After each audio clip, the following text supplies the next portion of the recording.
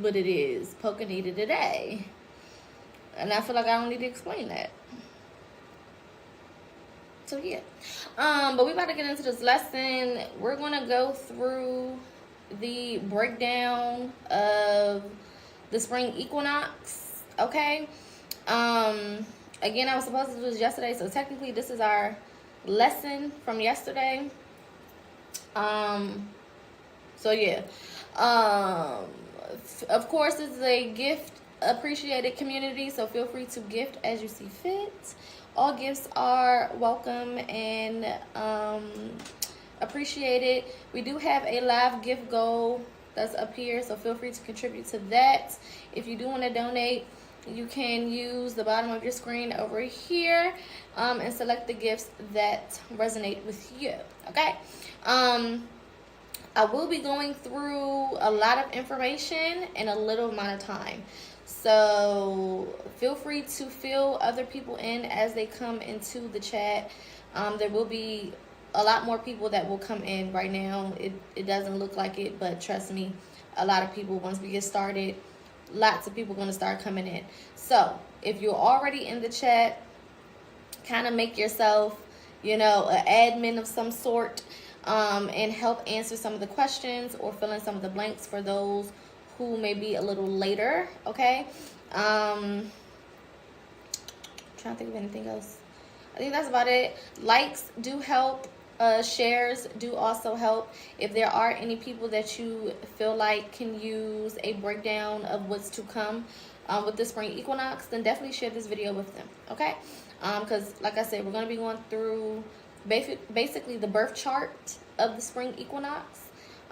So I'm gonna give y'all basically like the inside scoop of what the spring equinox is bringing in for us for 2025. Okay, so we're gonna get started. I'm gonna put our little background music on, and we're gonna hop right on into everything. Let's see.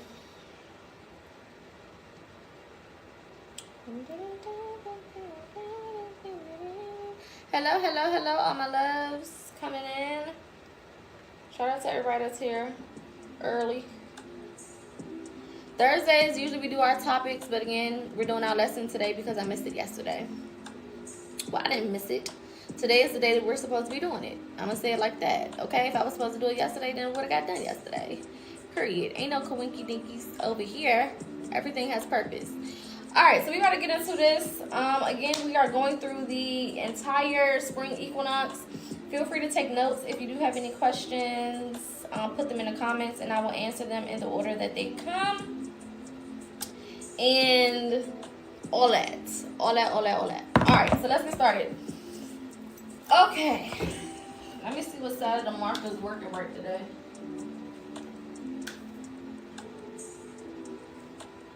Okay, look like this side is going a little bit better today. Alright, so today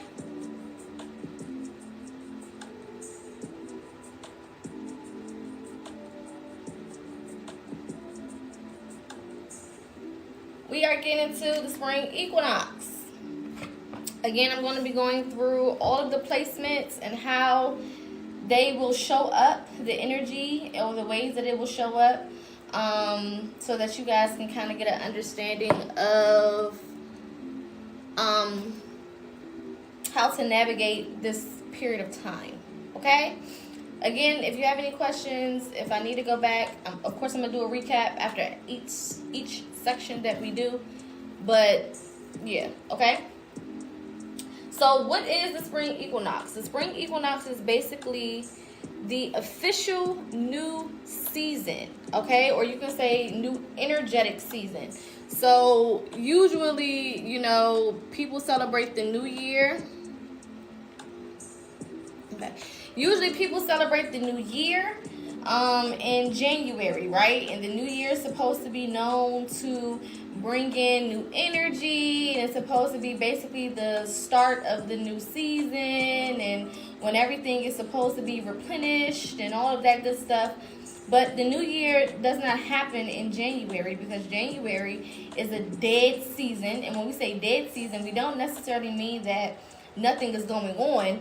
But what we mean is that it is the winter time, okay? It's a time where you are more closed off, more locked in, more secluded, more isolated, more to yourself. You're going through moments of introspection. You're going through moments of reflection, rejuvenation, rest, things of that nature, right? So that's not really a season where you want to begin something new, okay? Also, the spring equinox goes according to astrology, right? So we know that if we're going according to astrology and we're using the season of the winter, right? January, February, and half of March is pretty much the winter time, right? It is also the last 3 zodiacs of astrology, right? So we have Capricorn, Aquarius, and Pisces. So I can't start anything new in Capricorn season, in Aquarius season, or Pisces season, because those are not new energies, right? That's the ending of the zodiac. So it's not a time for new, right? So you hear a lot of people say, oh, the real new year is in March, or the real new year is Aries season. That's the spring equinox. So we in astrology, we in spirituality, we label the real new year, quote unquote, as the spring equinox, okay? So during this time, it is basically the new energy cycle. That's what the spring equinox is. It is the new energy cycle starting, okay? And it starts in Aries season.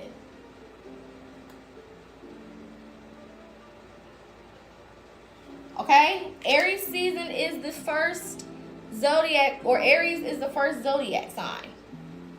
So this is why we talk about it beginning in Aries season, because Aries is basically the start of that new cycle, right? It's like going back to 1. When you get back to 1, you're starting over, right? I can't start over at 10. I can't start over at 11. I can't start over at 12. That doesn't make sense, right? You start over at 1, okay? So Aries is 1, which is why when we get back to Aries season, we start the spring equinox. Now, the date of it can sometimes be different depending on where you are in the world.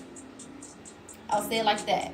So, you know, we have some places that go into the next day before we do because of quote-unquote time zones, right? So in China, it may start a little bit earlier than when it would start for us, okay? Their March 19th or March 20th, maybe our March 18th or our March 19th, right? The energy is the same, but the quote-unquote date is a little bit different, okay? So I usually say that the spring equinox happens between the 19th and the 21st, okay? That's usually when the energy is starting to shift, between the 19th and the 21st of March, okay? Now, Aries season starts, if I'm not mistaken, on the 20th of March. So, as long as you're within this bubble, 19th to the 21st, then you're good. Okay? Everybody got that? Cool. Now, this is a perfect time for beginning new things, starting new things, moving forward with new things, moving on to the next chapter, okay? Usually you're closing out cycles before the spring equinox comes, so by the time it does come, you are moving into something different, okay? So, we're going to label this as our new beginning.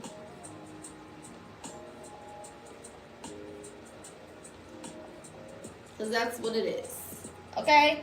Our spring equinox is our new beginning. It's our fresh start. It's our beginning at 1, okay? I don't like to use the word redo because we don't want to redo anything, right? Everything that happened before had purpose. So we don't want to undo anything that we've already done We don't want to unexperience anything that we've already experienced. That's just fucking pointless, right? Everything has a purpose. Everything happened for a reason. Everything went the way that it was supposed to go for a reason, okay? So I don't like to say redo. I just like to say our new beginning, right? Or your level up, or your next chapter, or next phase. Simple, okay?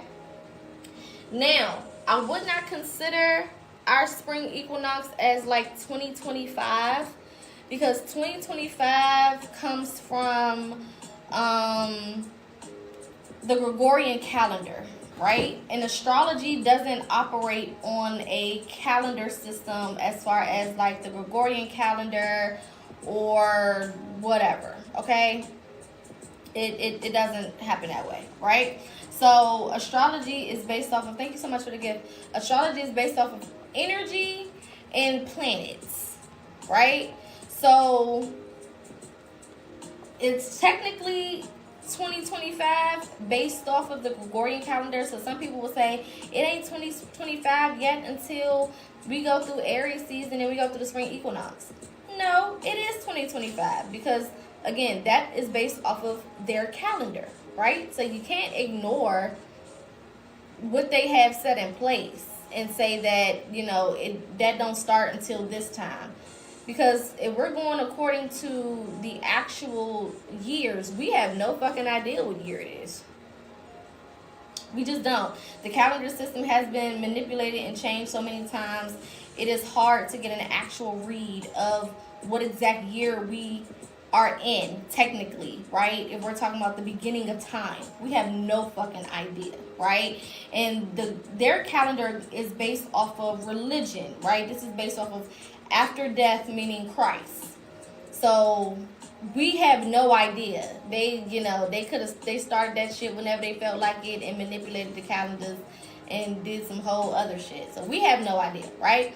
So according to them and the system that they use, 2025 or the new year, as far as the date changing, happens January 1st, based off of their calendar.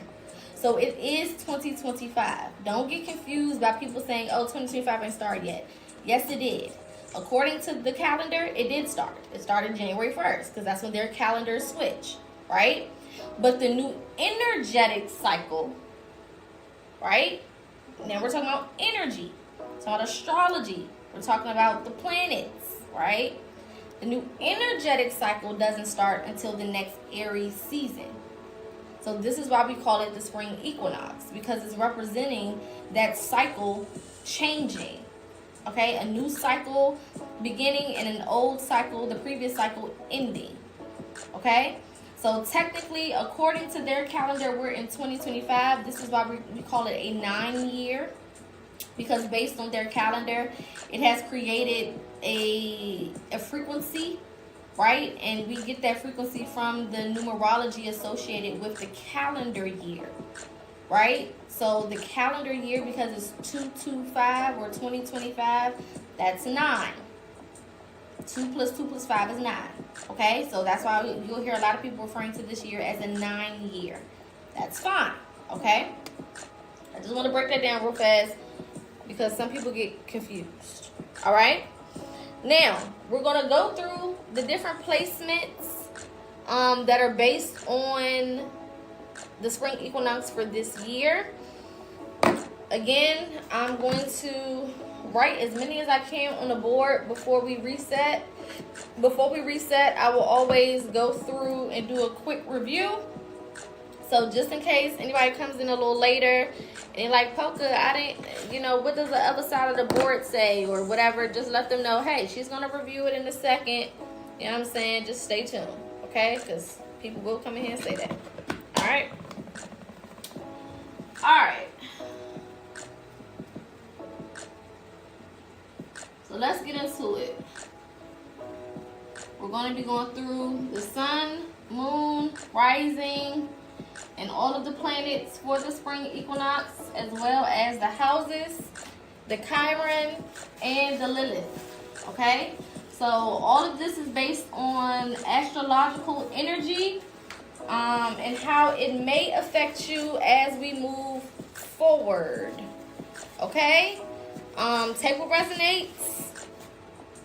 You know, get familiar with all of the information that I'm giving, but of course, take what resonates the most for you, because some of these placements, you may have some common place. You may share common placements with the different placements of the spring equinox. Okay, so for example, the sun will be in Aries, obviously, for the spring equinox. Maybe your sun is also in Aries. So if that resonates for you, take that information, you know, a little bit more than you would, you know, some of the other placements. Make sense? All right, so let's get started. So for the spring equinox, the sun will be in Aries. Okay? And it is also going to be in the second house.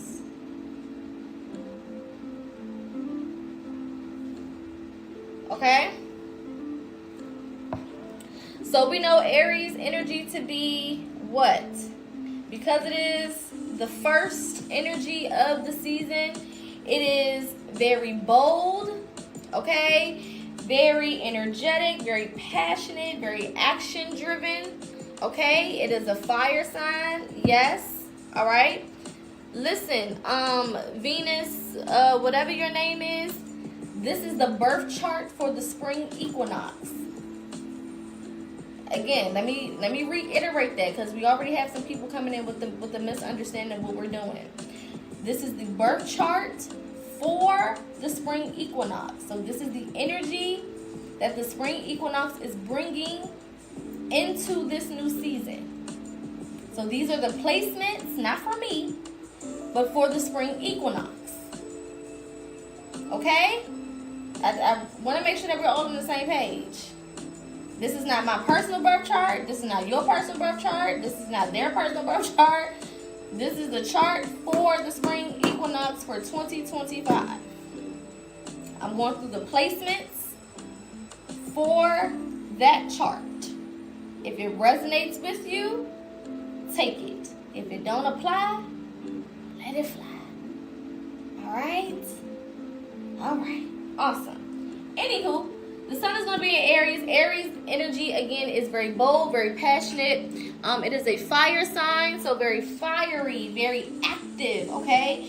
Hello, my loves. Hello, everybody coming in. We know Aries to kind of be action first, think later type of energy, okay? Now, what does this mean for us? The second house is all about finances, okay? It's all about finances. It's all about values. It's all about material stability. So these two things coming together means that this season is going to, or this particular placement is going to be pushing a lot of you guys into financial stability. Okay? So we're going to add some key things to pay attention to for this particular placement.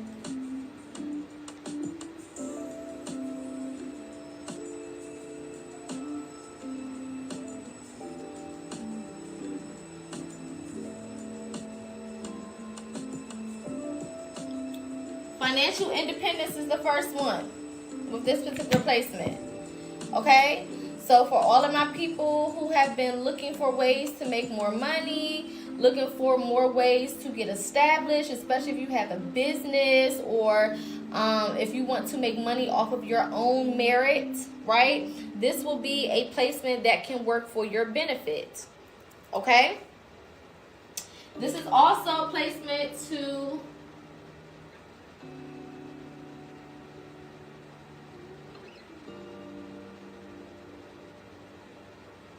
focus on your self-worth, okay? The value that you bring to the table. How valuable are you? All right? What do you bring to the table? How important are you? How worthy are you? Okay? How much do you care for yourself? How much do you love on yourself? How much do you do for yourself? All of that is going to be brought to the forefront. Okay?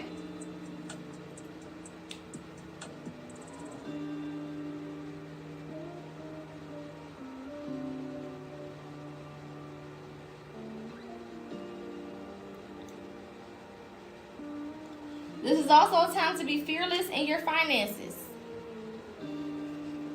Fearlessness. This means going after new opportunities. This means pushing yourself beyond the boundaries that you created for yourself when it comes to money.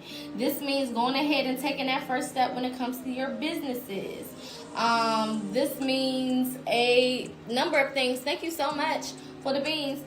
This means a number of things when it comes to just pushing yourself beyond, again, the boundaries or getting out of that box that you kind of created for yourself when it comes to your finances. So apply for that job that you don't really think you're all the way qualified for, okay? Apply for those positions that, you know, you may not think, you usually don't think that you're worthy of, okay? Don't be afraid to push yourself.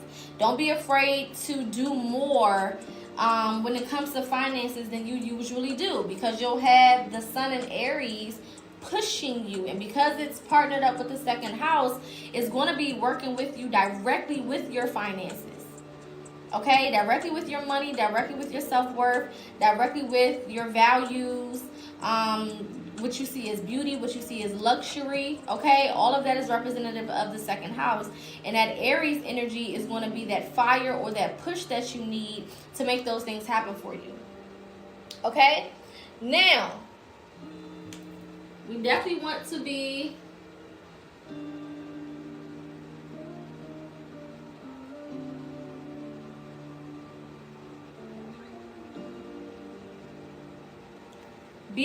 mindful of impulsiveness when it comes to spending. That's going to be my only clause for this placement. When it comes to spending money, be mindful. Don't just be jumping out there, just throwing money all over the place and buying up everything and all that. Don't do that. Okay? Like I said before, Aries is usually a act first, think later type of energy. So you may go out and be like, I feel like I really want this thing, so I'm going to go ahead and get it, when ultimately you don't need that thing. Or maybe that thing may push you back a little bit financially. Or you find yourself in debt or broke or something, okay? Especially if this month specifically, or this season specifically, so Aries season, which is usually the 21st of March to about the 19th-ish of May, right? Of April, I'm sorry. Especially during that time, you want to make sure that you are paying close attention to your money and your finances, because you're going to be in Aries season and you're going to feel real pumped up, real motivated, real YOLO, real fuck it ball. You know, we ball out, and that's just not what we need to be doing, for real. Okay? So there's nothing wrong with you purchasing things, period, but just make sure that you're not impulsively overspending or overdoing it. Okay? Make sure that you're doing things that make sense and that you're balancing it out. That would be my only, caution for this particular placement. Because with the sun, with Aries, and the second house, them two together could be really, really good, but it could also lead you into debt. Okay? Have you sitting somewhere down bad. Okay? Be cautious of gambling. You know what I'm saying? Be cautious of losing money and investments that aren't really good, that you shouldn't have invested in the first place. Those types of things you want to avoid. Spending money on people or flaunting, right? Trying to show off, so you buying up shit to look like something in front of other people. Those are the types of things you need to be be cautious of. Thank you, Spirit. When it comes to this particular placement. All right? Everything else, use it to your benefit. All right, next placement. We have the moon. And the moon is going to be in Sagittarius. Okay? The moon is going to be in Sagittarius in the 10th house.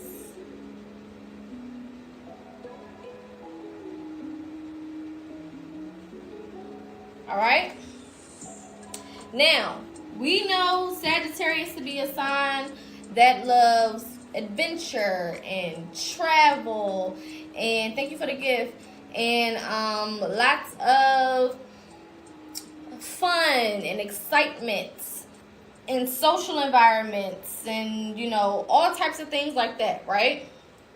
And then we know that the 10th house rules your public image and also your career and your reputation. So these two things coming together is definitely going to be a time where, because it's in the moon sign is all about emotions and feelings and you know, things that are hidden and sometimes illusions, right?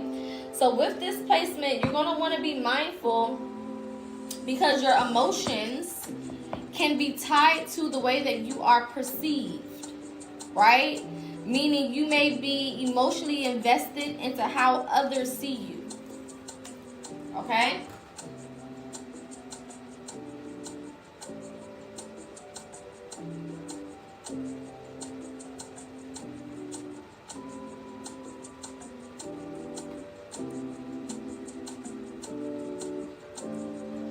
So with this particular placement, you need to be really, really sure that you're working on self-identity and confidence in who you are, because it's going to be easy for you to feel like you're not good enough, worthy enough, if you're in that specific mindset based on how others may see you or based on how the world perceives you. So just be very careful, very cautious of that, okay?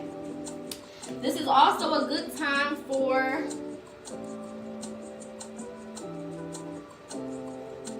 changes in career. A lot of you guys are going to be changing career paths with this particular placement.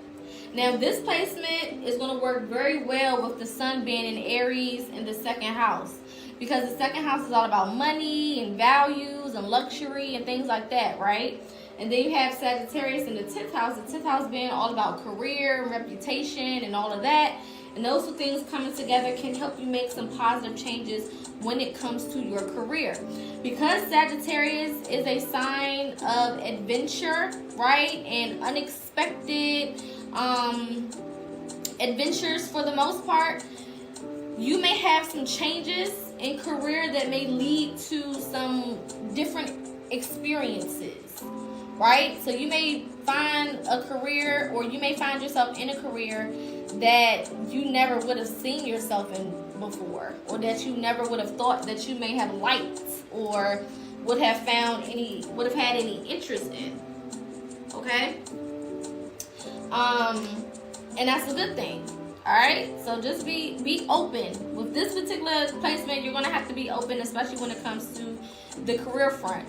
Now, this goes hand in hand. If you was on a reading, if you watched the reading that we did yesterday, then you know that this goes hand in hand with that reading that we did yesterday, because we were talking about illusions and how a lot of things can come in for you, but it may not look like what you think that it should look like, or it may not be what you expected for it to be, right? So be very open, especially when it comes to money and career, in regards to the things that come in, the opportunities that come in. Now, you don't want to just jump on anything with this Aries and 2nd house energy, right? You don't just want to just do anything and just jump on it because it sounds like something new. But you do want to, of course, be led by your intuition, and if it's something that your intuition is leading you towards, go for it, all right? Don't just jump into anything. Utilize your wisdom, utilize your intuition. But if all of those things are on the same page and everything is aligning, then most definitely go for whatever changes are coming up, okay?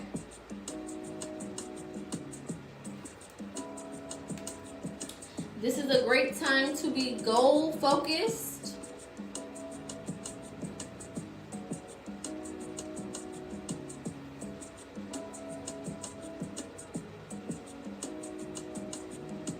Okay? you have? What things do you want to accomplish, especially when it comes to career or when it comes to your self-image, okay? So this could be going to school. This could be getting more active in your community. This could be pursuing a new career path. This could be taking classes for something. Whatever it may be, okay? Go for those goals. Don't be afraid to go for your goals. Don't be afraid to take leaps of faith. All right? Take those leaps of faith. Hello, everybody just joining. All right?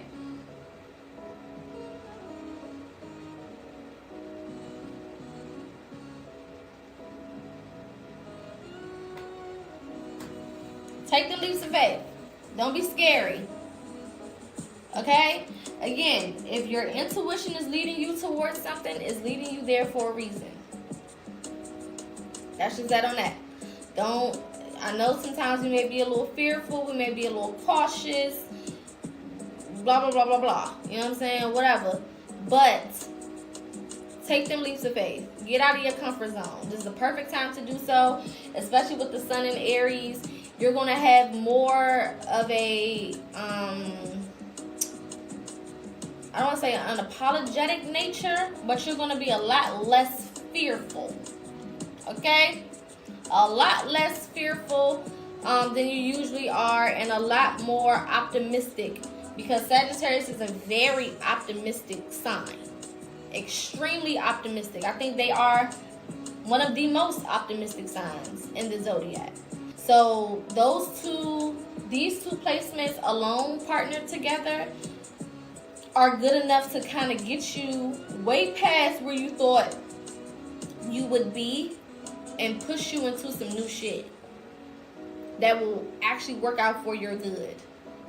Okay? Alright, let's move on, and I'm going to come back and recap this side once we get a little bit further into it. Alright? So let's move on to our ascendant, aka our rising placement for the spring equinox. And that is in Aquarius.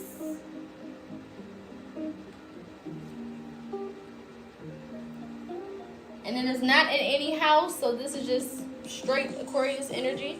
Okay?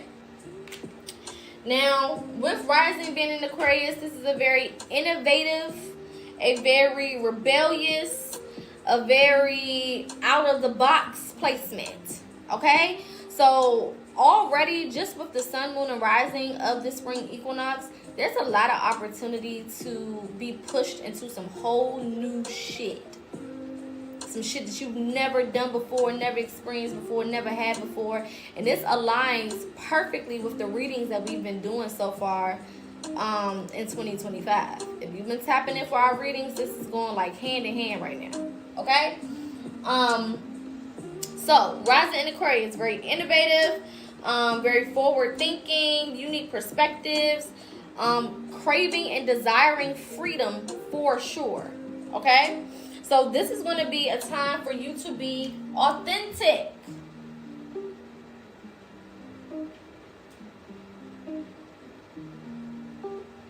Okay? Authenticity is going to be very, very important. Let me zoom y'all in a little bit. Very important during this particular time. Okay? Do some new shit. Be a new version of yourself. Appear different, appear better, you know what I'm saying? Challenge yourself, get out the box. All of those things are going to be helpful. Okay? This is also a time to embrace change. Changes are going to be happening anyway. Embrace them. If you are one of these signs, then that just means that this energy can be heightened for you and you have a better chance of utilizing the energy. But this will apply to everybody because this is based on the spring equinox. So this is an overall synopsis of the energy that's going to be outside, right? Now, if you fit into it a little bit more than others, that's cool. But everybody's going to have a fair shot to this energy. Okay? This is also a time to connect to like-minded people.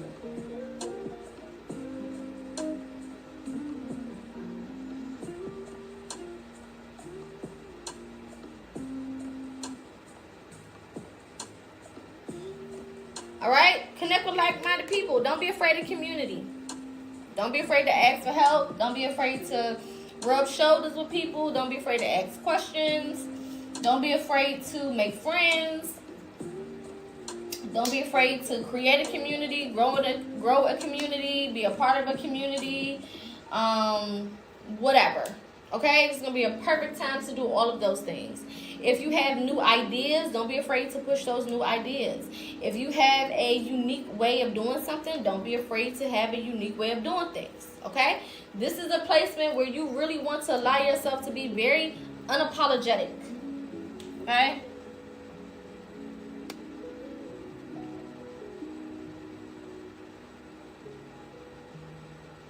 Very unapologetic.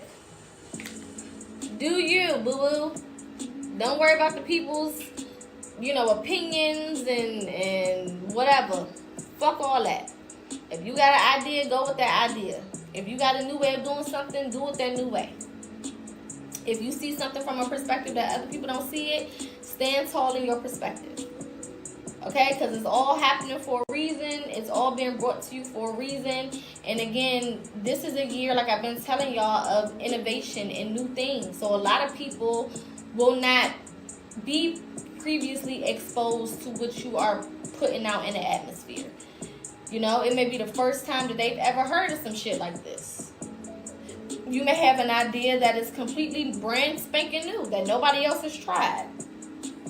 Or it could be you being the first person in your family to do something or to create something or whatever the case is, okay? Don't be afraid. Jump all the way in.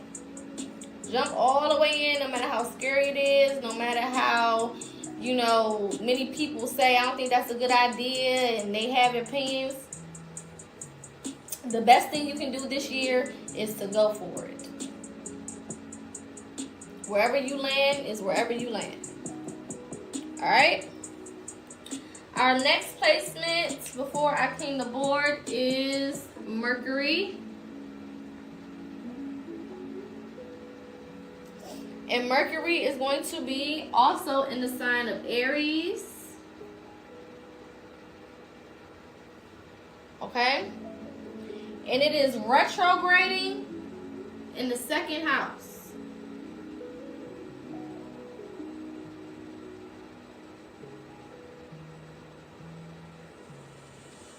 So we have multiple signs here in the second house. And we have a retrograde happening. So Mercury will be in retrograde by the time we go into the spring equinox. I tell you all the time, don't be afraid of retrogrades. I don't know who started the whole you should be scared of a retrograde theme, but don't listen to them people, okay? Retrogrades are amazing if you understand how to utilize them. Okay? Period.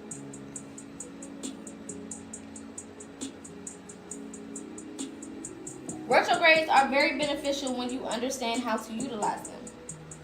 So, with Aries being in Mercury, Mercury is a sign of what? Is the planet of what? Communication, intellect, okay?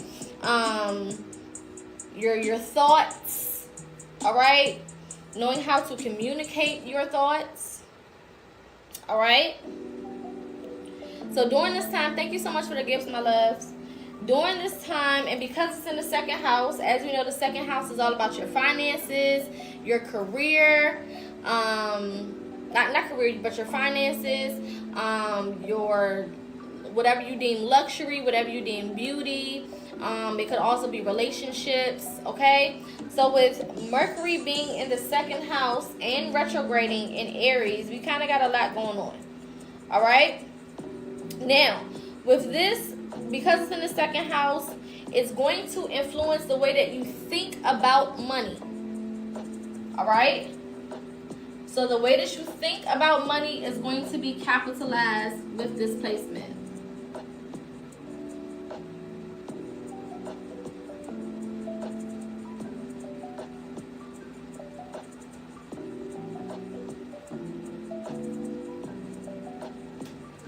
So what is your relationship with money? Do you see money as being something that you can obtain? Do you see money as being something that is difficult to achieve or to obtain? Do you see money as something that is complicated? Do you see money as something that is easy to get, to have, something that you deserve, something that you don't deserve, something that you're worthy of, something that you're not worthy of? What is the way that you view finances? What is the way that you view money? If you're just joining us, I'm going to do a whole review of the board once I finish with this placement, okay? So give me 1 second, and then we're going to go and we're going to review everything else that's been written, okay? So this placement is going to kind of get you in your head so that you can utilize this to form a better relationship with money, which a lot of y'all need. Let's call it a spade. A lot of y'all don't really see money as how you should be seeing it. Okay, you think it's something that's difficult to obtain, or something that you gotta be a certain type of person for, or you gotta be, have certain things, you gotta look a certain type of way, talk a certain type of way. Y'all think it's stipulations that come with money. The only thing you need to attract money is to believe that you deserve it and that you're worthy of having it. That's it. If you don't have that mentality, it's going to be very difficult for you to attract financial stability and abundance to you. Okay? Simple as that. All right? This is also going to be challenging your self-worth accompanied with money. Right? So do you see yourself as being someone, as being worthy only when you have money? Do you only feel important when you have money? You know what I'm saying? This is going to be one of those placements that's going to kind of have you analyzing that particular area of your life. Do you feel worthy even when you don't have a certain amount of money in your pocket? Do you feel important even when you don't have a certain amount of money at your disposal? Okay? Now, because this placement is a retrograding placement, there are a couple things that you want to pay attention to. Okay? So you want to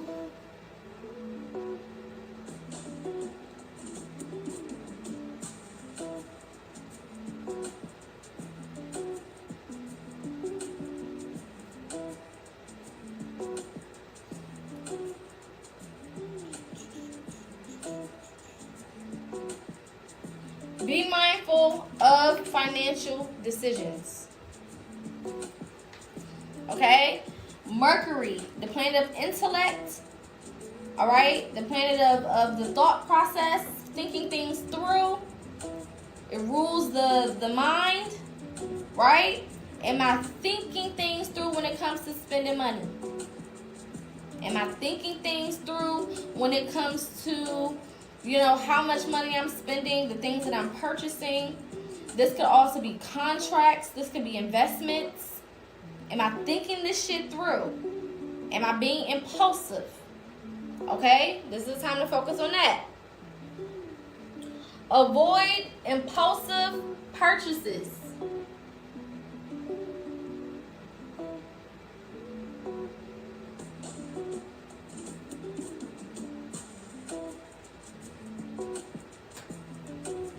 Avoid impulsive purchases. Yes, this will be on YouTube, my love. Don't be out here just throwing money away. I don't care if you got it or not.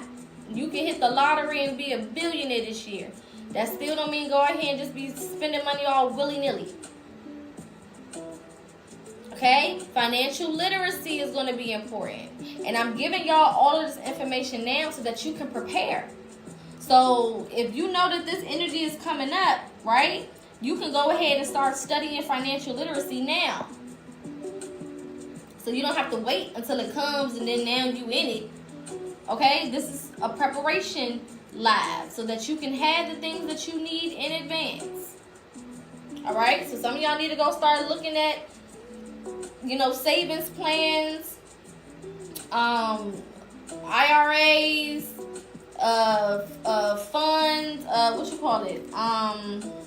Damn, I can't think of it. Trust funds, thank you, or trust, whatever the case is. Okay?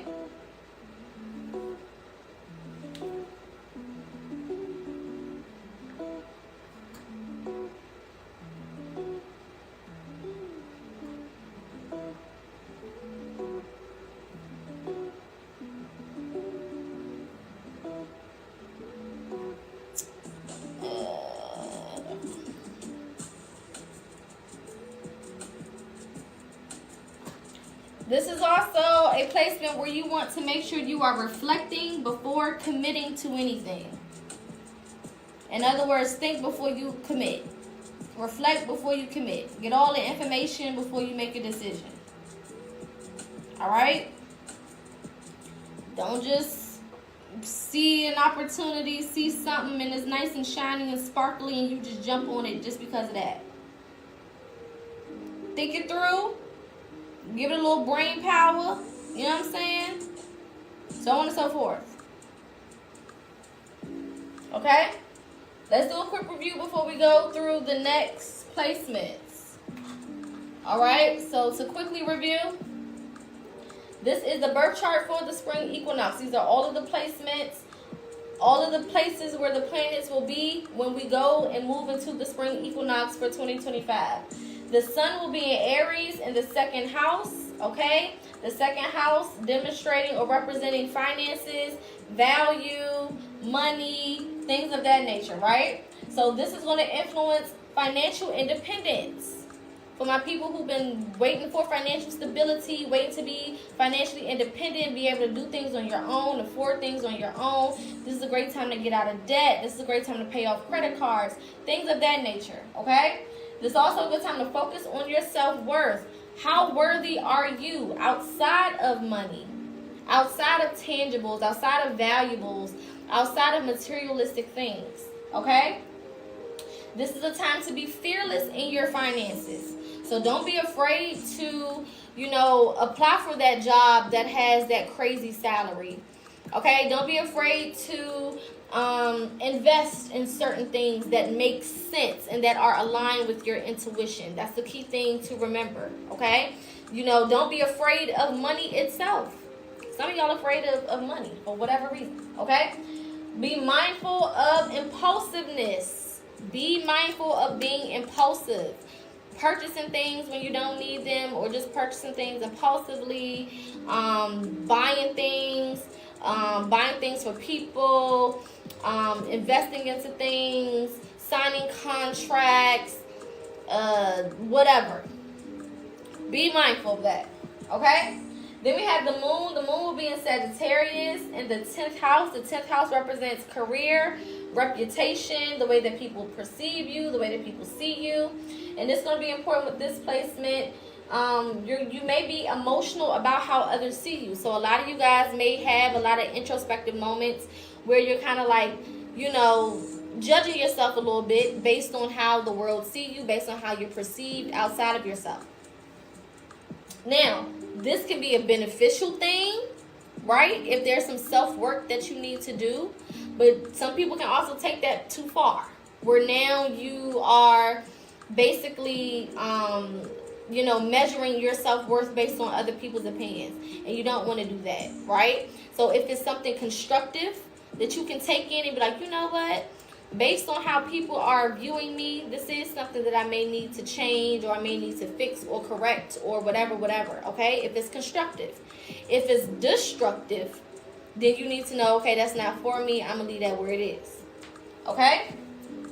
This placement can also signify changes in career. Okay?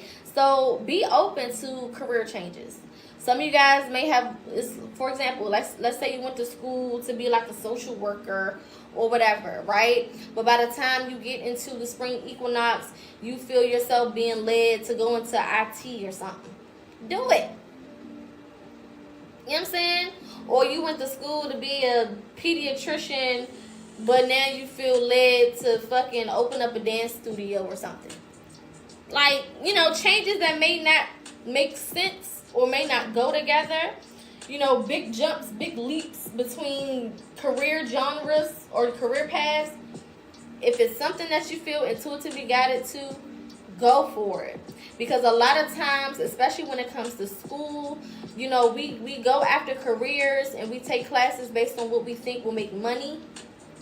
And that's kind of the angle. But we're not really going after our passions, the things that feel good to us, the things that make sense for us as a person, right? So with Sagittarius being in this place, in this specific position, especially being in the 10th house, you will have some you know, changes that will be very outside of your norm. All right, and as long as it's something that goes aligned with, that is in alignment with your intuition, go for it. You can always go back to what you was doing before if it don't work out, but don't be afraid to go for it. Okay, be goal focused with this particular placement. Focus on them goals. If there are certain things that you want to accomplish, figure out what steps you need to take to accomplish those things. All right, don't be afraid to get out your comfort zone. Don't be afraid to take leaps of faith. Okay? Taking leaps of faith was the last one. So don't be afraid to take them leaps of faith.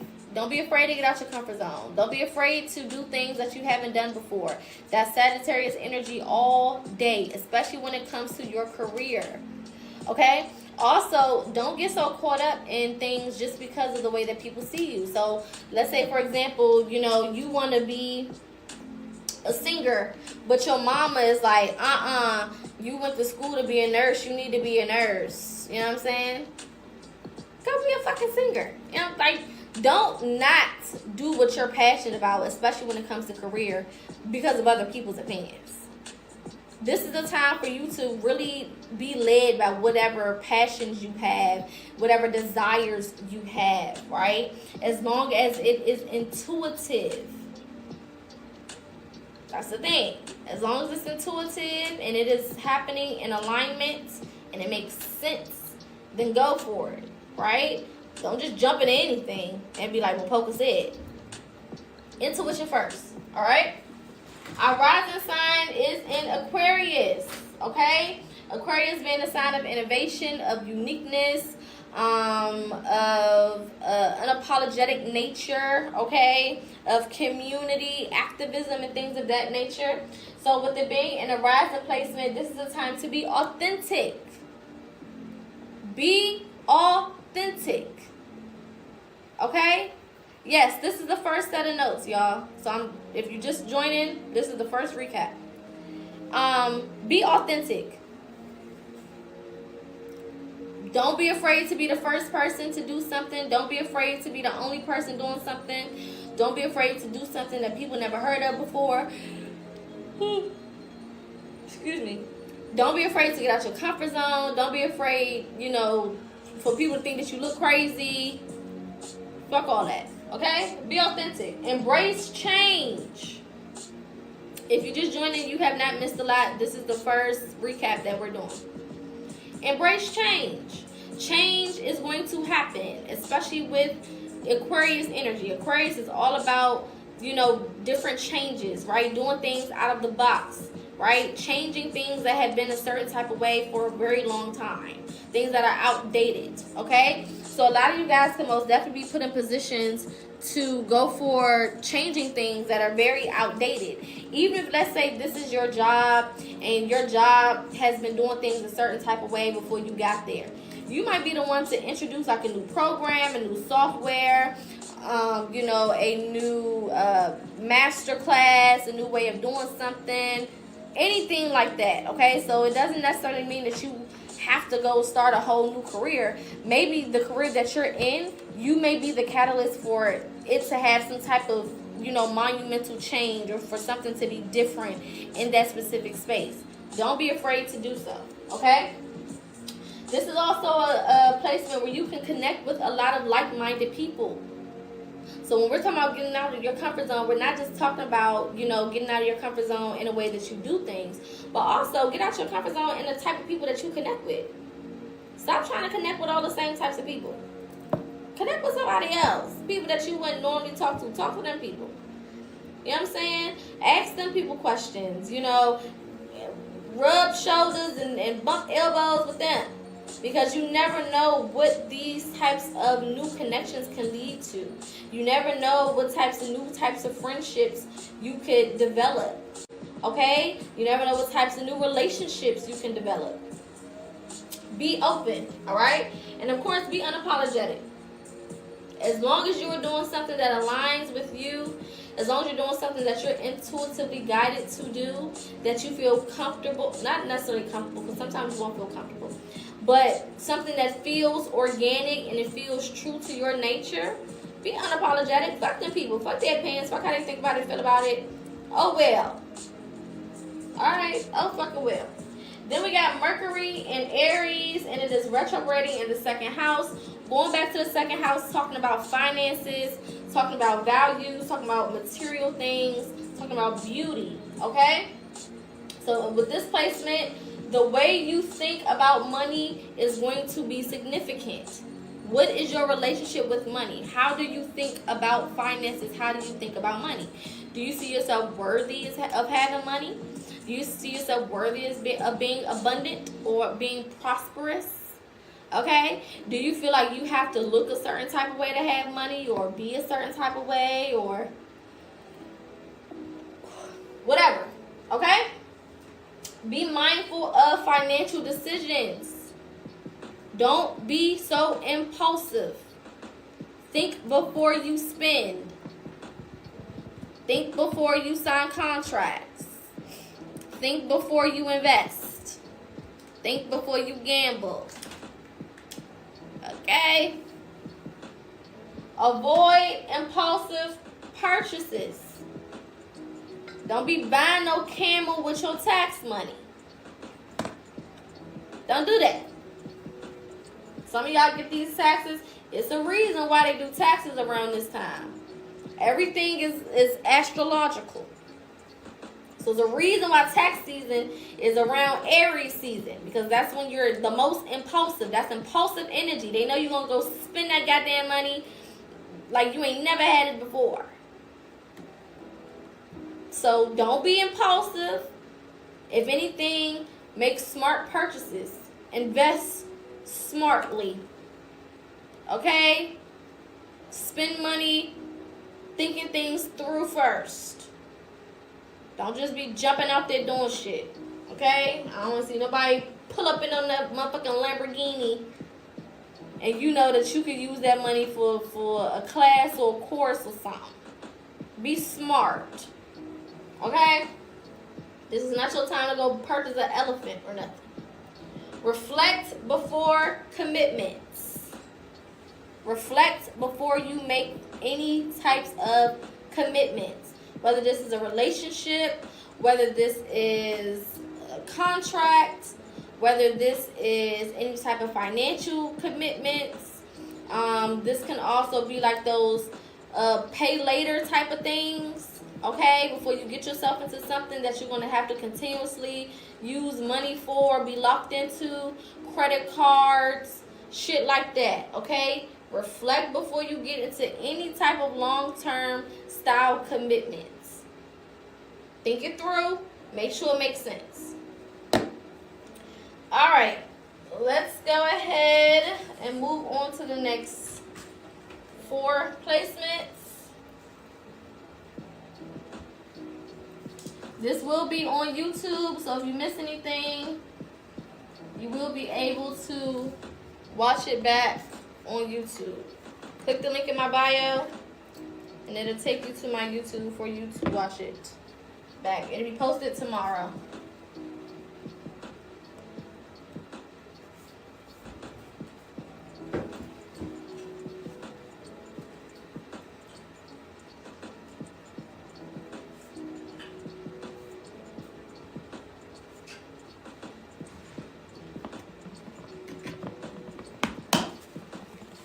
Naja, can you pin my YouTube for me, please, my love?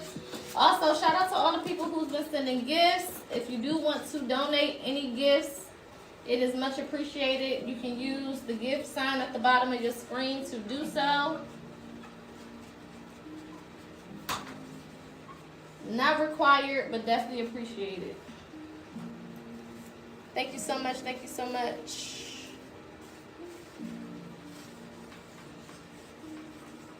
All right.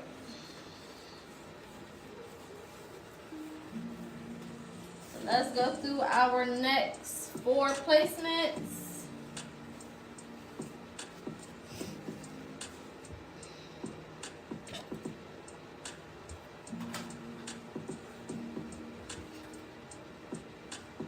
All right, cool beans. So our next placement is Venus. All right, and Venus is going to be in Aries. And it's also retrograding in the second house. So we have a couple of planets, a couple of signs that are going to be in the second house. And we have 2 retrograding planets. So Mercury will be in retrograde, and Venus is already in retrograde right now. Okay?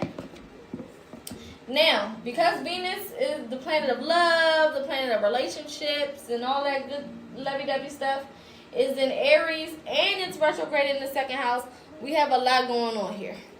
There's a lot happening energetically with this. Okay? So, Venus and Aries together alone is going to be a lot of passion and intensity.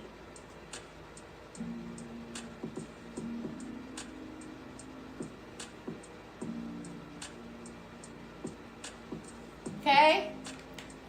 Lots of passion and intensity. Because it's in the second house, this is going to be in regards to your finances, what you deem valuable, what you see as beauty, relationships, things of that nature, so you can apply it that way. All right? Now be mindful .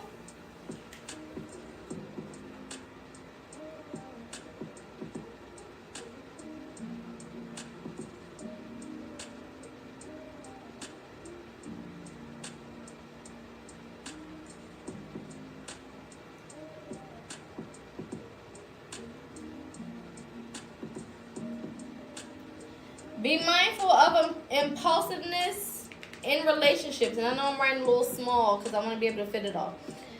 Be mindful of being impulsive when it comes to relationships.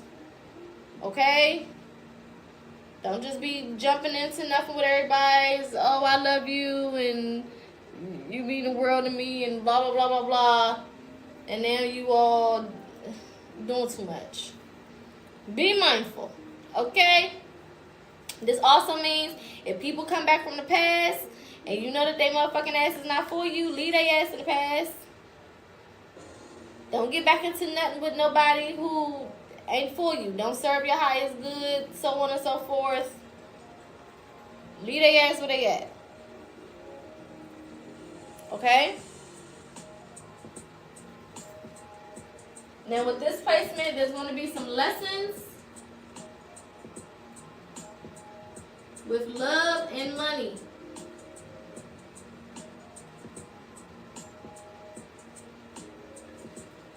Lessons with love and money. Now this can be a positive, and this can also feel very negative. Keyword feel very negative.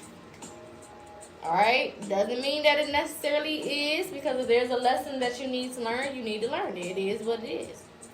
Okay? But all lessons don't feel good. So just be open to that. Okay?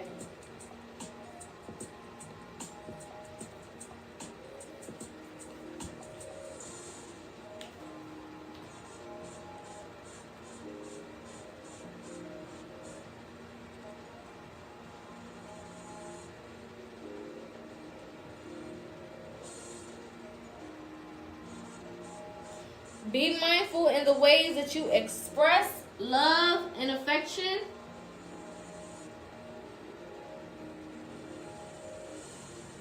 Don't be a crazy person. Don't go cuckoo for Cocoa Puffs. Don't start acting like you done lost your damn mind. Be mindful.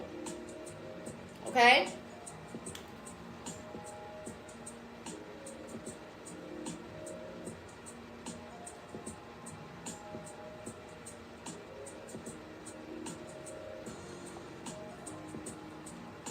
Also, pay attention to how you manage your finances.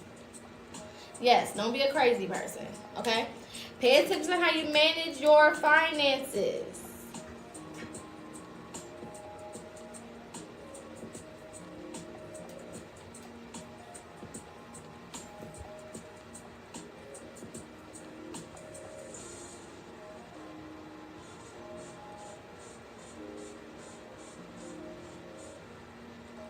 Last but not least, redefine what value is to you.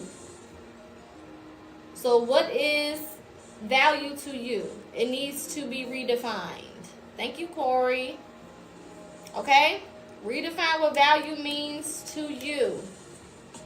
So the way that you usually see value is not the way that, maybe you need to see value. Thank you, Corey. Shout out to you. All right? It may need to change. You may need to adjust it a little bit. Okay? You may need to clarify it a little bit. You may need to choose a new perspective. If you've been thinking value is just money, then maybe you need to get out of that mentality. If you've been thinking value is just how many people like you, maybe you need to get out of that mentality. How many people accept you, so on and so forth, whatever, blah, blah, blah, blah, blah. Redefine what value means to you.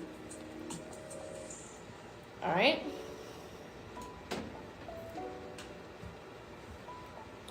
Then we have Mars.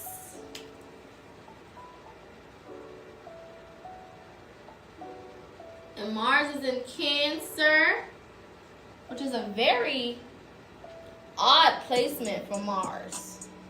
Because Mars is a lot more of a dominating, fiery, action-based, type of energy. Whereas Cancer is a lot more mellow, a lot more family-oriented, a lot more emotional-based, right? So it's not your normal placement, all right? And this is going to be in the 6th house, which actually makes sense for Cancer, being as though the 6th house can rule health and routines and daily life and things of that nature. Okay? So this particular placement is going to bring a lot of emotional drive.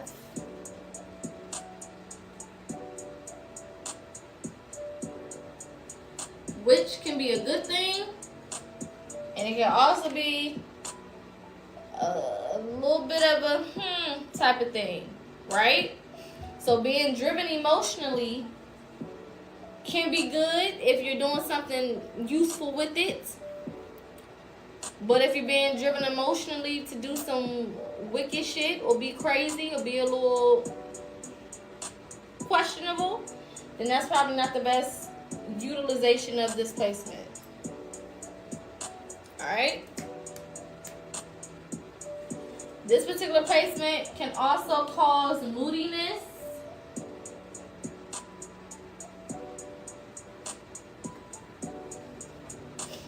as well as indirect aggression.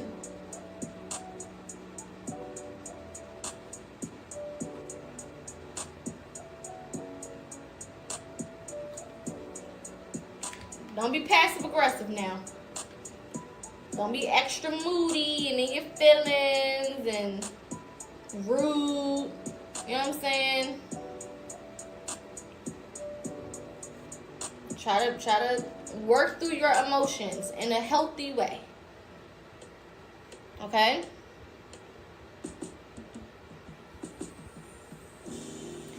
Be cautious of emotional stress impacting your work.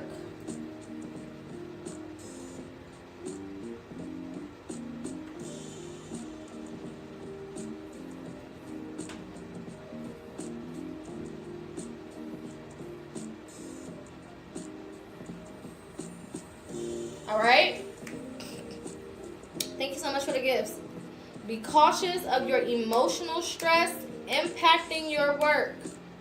So make sure that with this placement, you are dealing with your feelings, you're dealing with your emotions beforehand.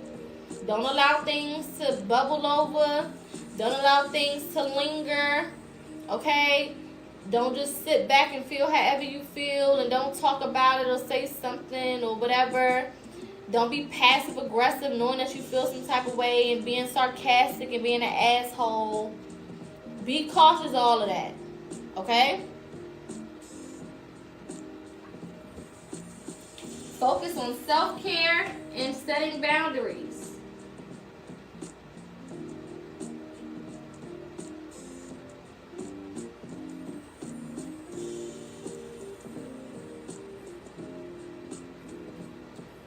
Alright?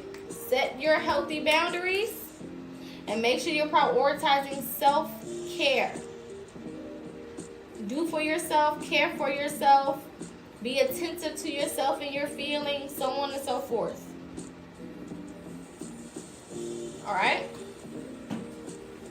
Moving on to our next two placements.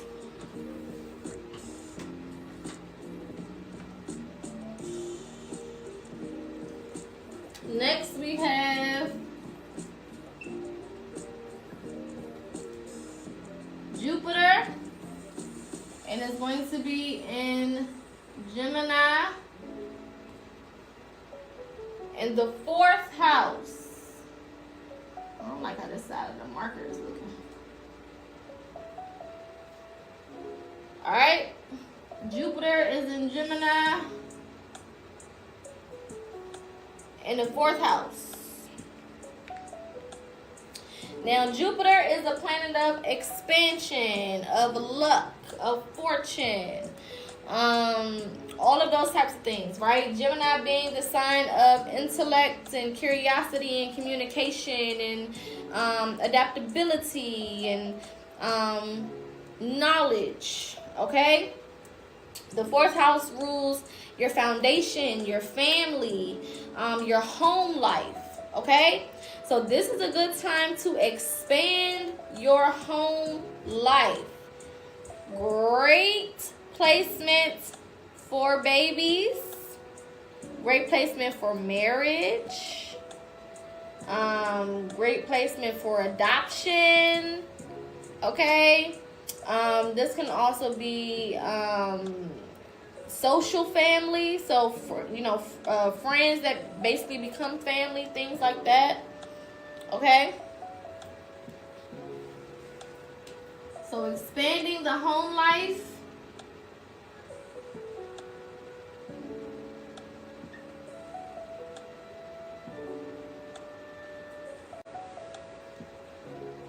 Alright. This is a good time for redecorating. Oh, that side they gave up on me.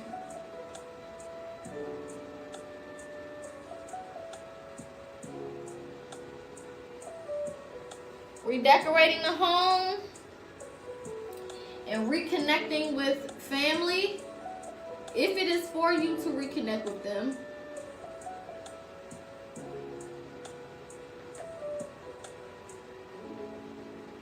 I have to switch markers in a minute.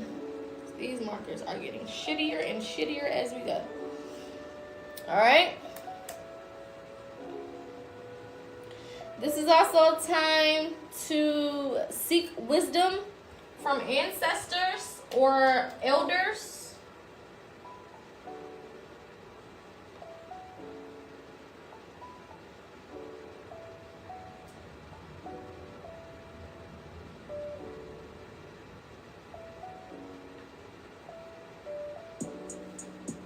Okay?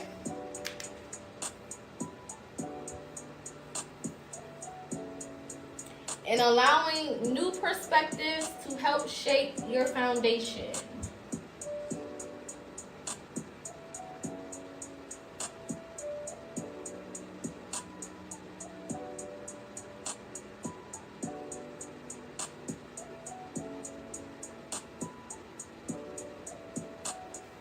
Okay?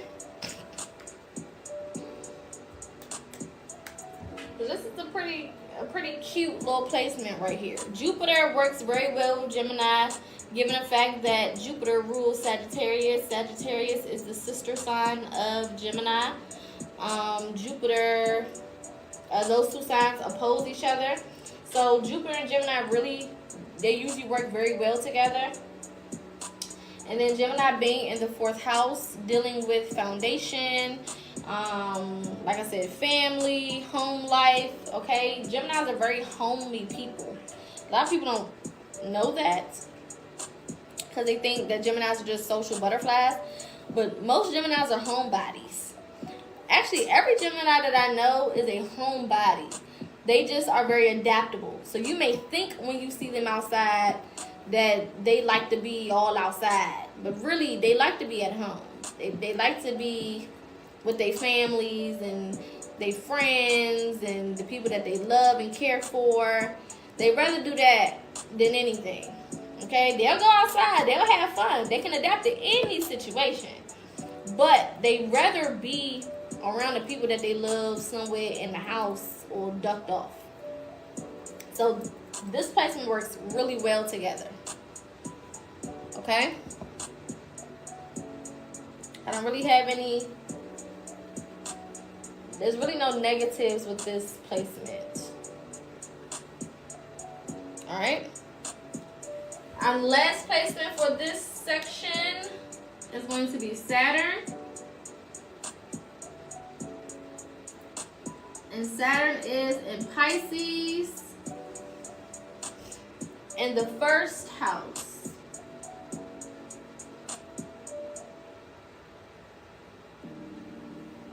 Okay?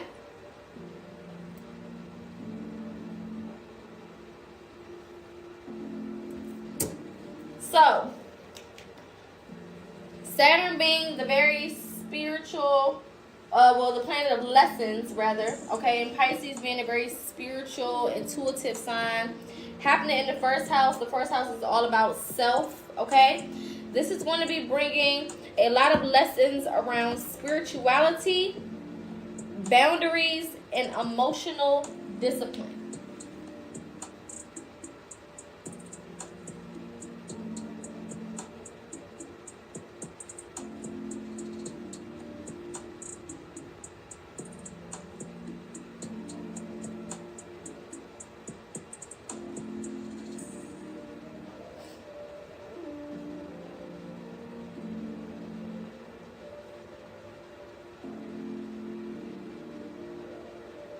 Okay? So lessons regarding spirituality, boundaries, and emotional discipline. Okay? First house, again, is about your identity. It's about self. Alright? Personal development. So this particular sign or particular placement is going to be about self-mastery.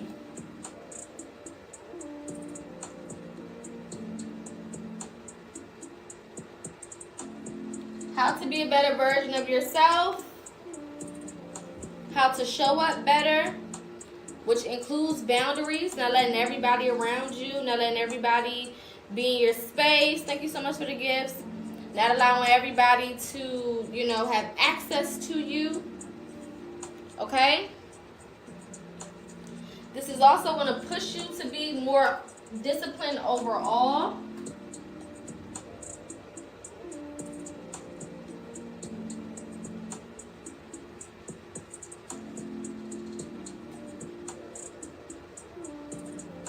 Alright?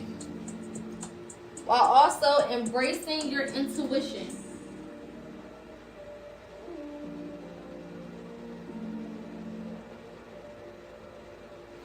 Now, for my people who've been here for our readings, all of this is in alignment with our readings, ain't it? All of this shit is the same stuff that we've been talking about since January, December, maybe even. Okay? It's all in alignment. So if you haven't seen a lot of the readings that we've been doing, those are on YouTube. Go on YouTube, and thank you so much for the subscription. Go on YouTube and watch those readings, because these placements are in direct alignment with the readings that we've been doing. Okay? So let's do a quick recap before we move on to our next four. We got Venus is in Aries and is retrograding in Aries in the second house. So this is going to bring in passion and intensity. Make sure you are being mindful of impulsiveness in relationships.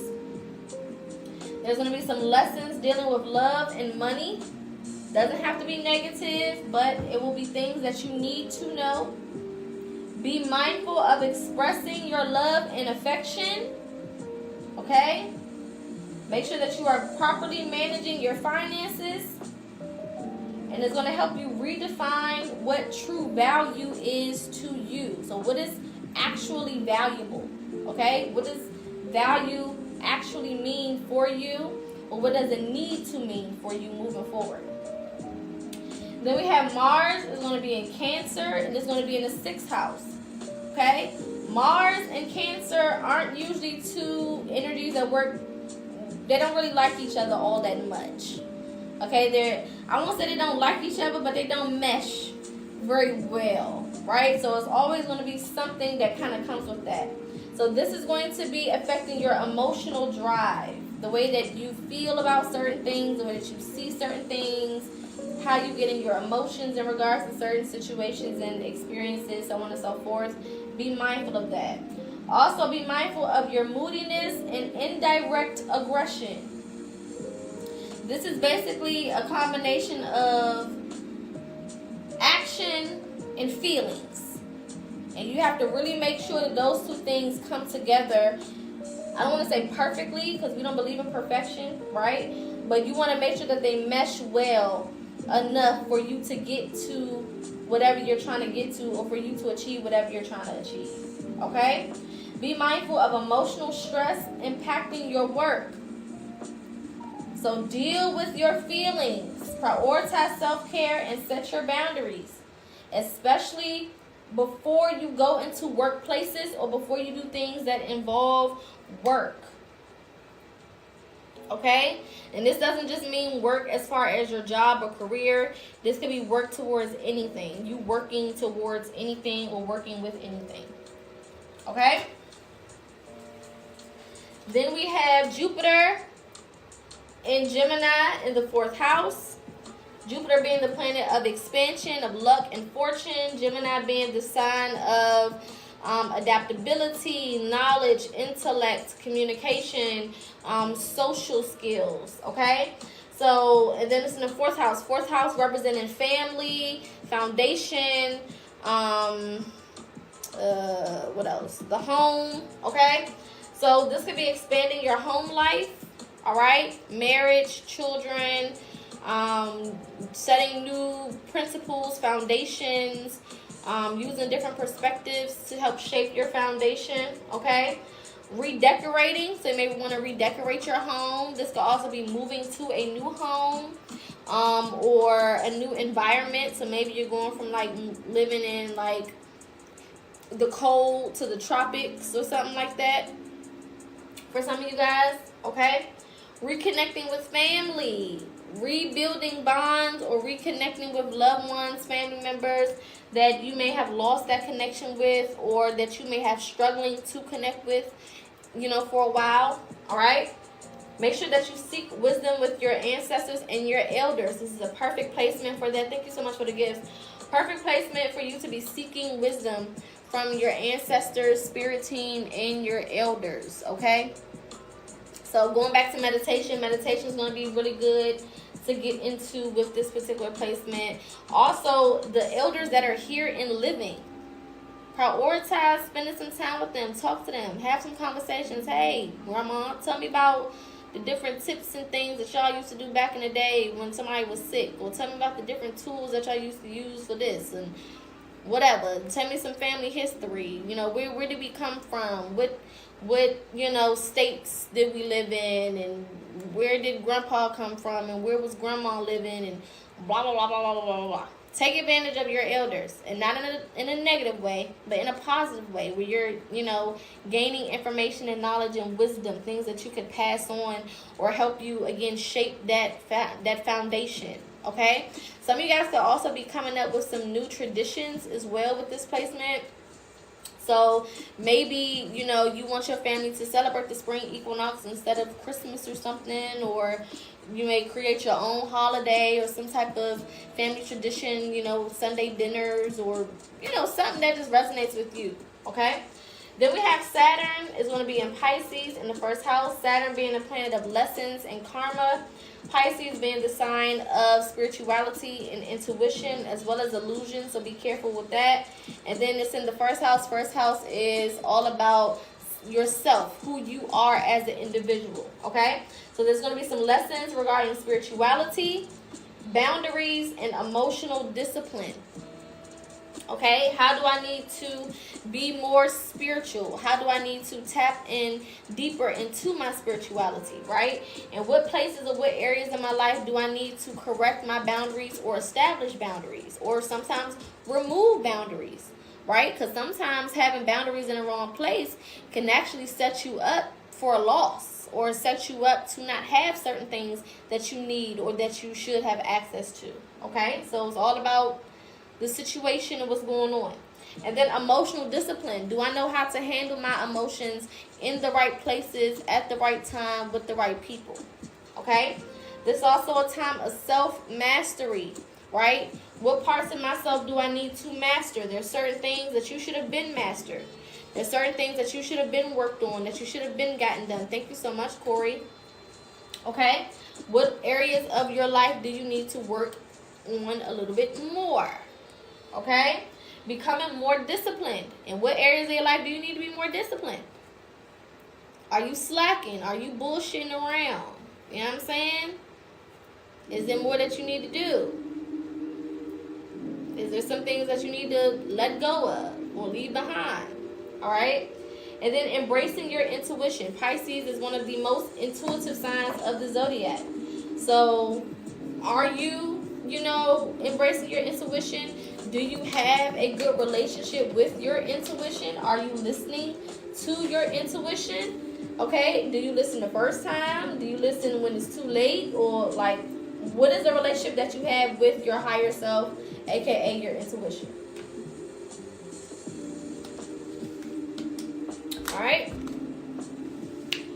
Alright, let's move on. We got 3 more planet placements, and then we're going to go through the houses and the North Node, the Lilith, and the Chiron, and then we'll be done.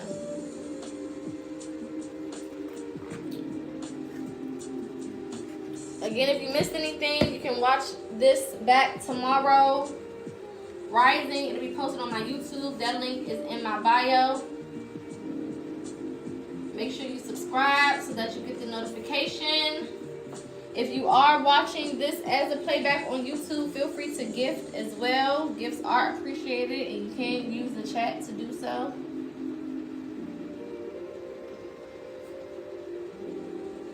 Or Facebook. Stars are appreciated for those who will be watching the playback. Like I got hair in my mouth. Alright.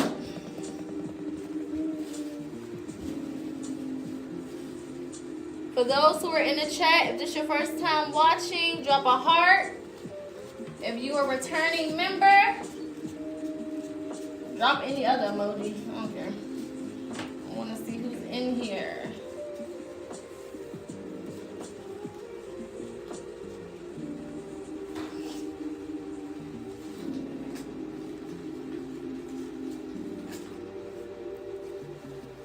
All right.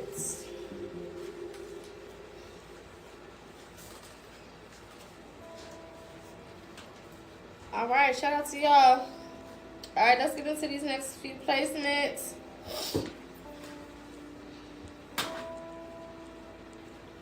All right, next we have is Uranus.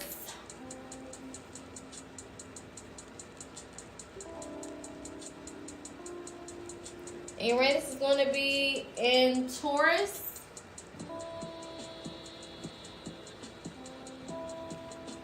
And it's going to be in the 3rd house.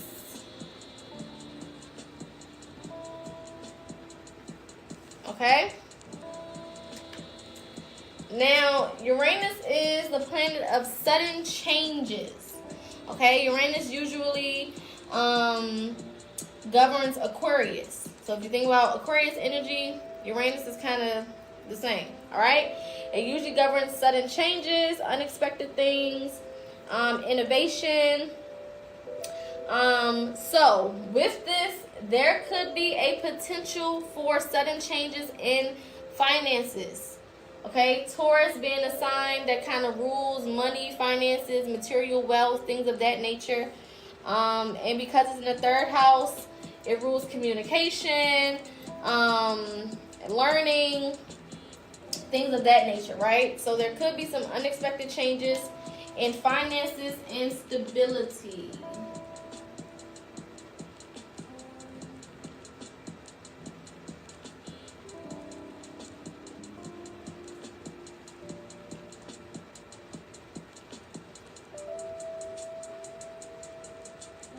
Now again, I don't want y'all to automatically think of this as a negative thing, right? Because this could be very positive.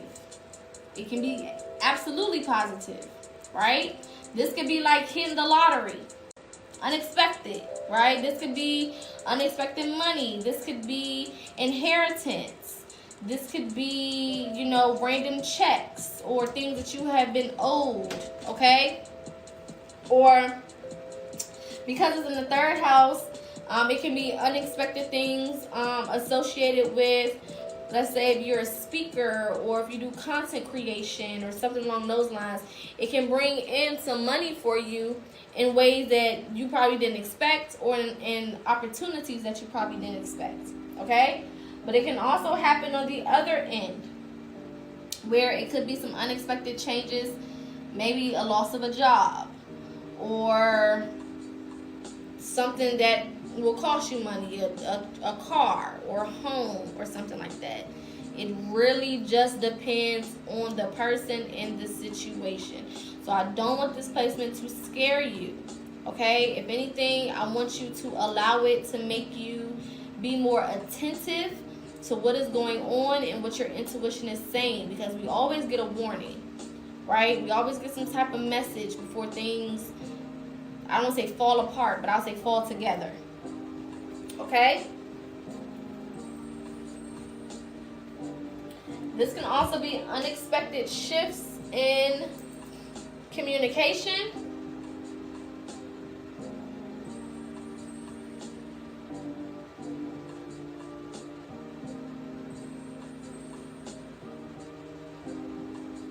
This can also be changes in how you receive information.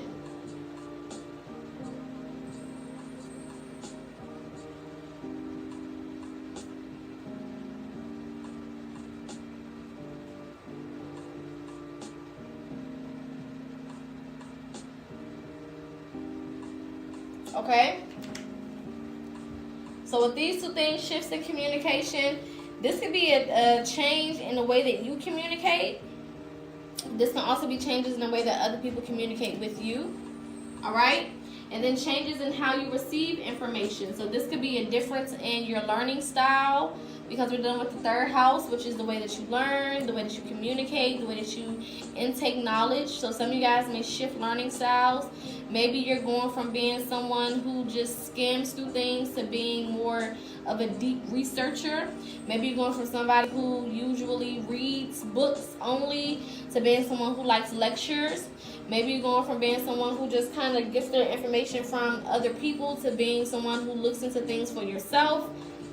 Any of those changes can occur. Okay? Be open to new ways of thinking and learning.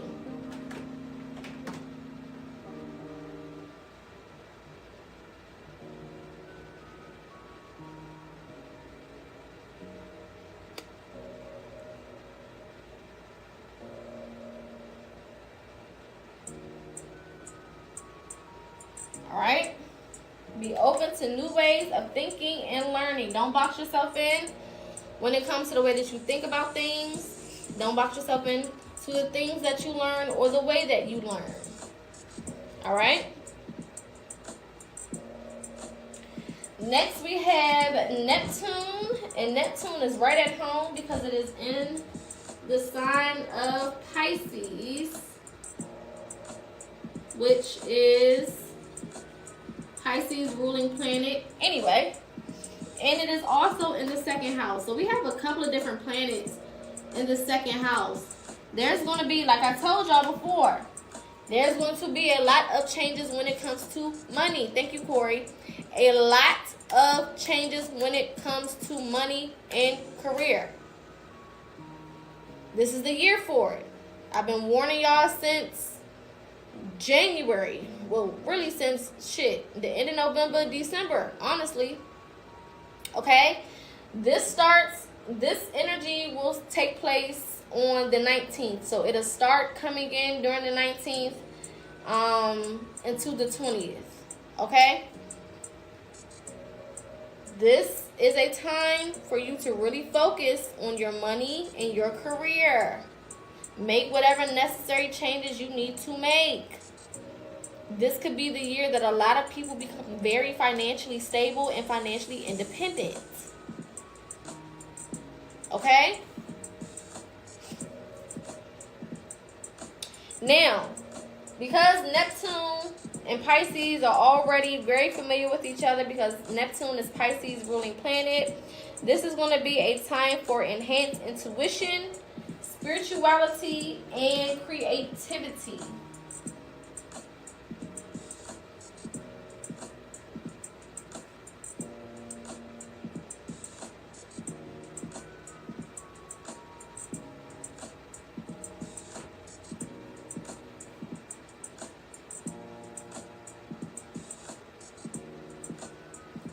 This is a perfect placement for coming up with new ideas, for getting deeper into your intuition, leading you and guiding you towards new things that are good for you, so on and so forth. This is also a good time for creativity. So if you have ideas that are, like I said, out of the box, go for it. Don't be scared. Okay? Now, sometimes Pisces being in the second house can bring some confusion when it comes to finances. So just be cautious of that, because Pisces does rule illusions. Okay? So we're going to say be cautious of financial illusions.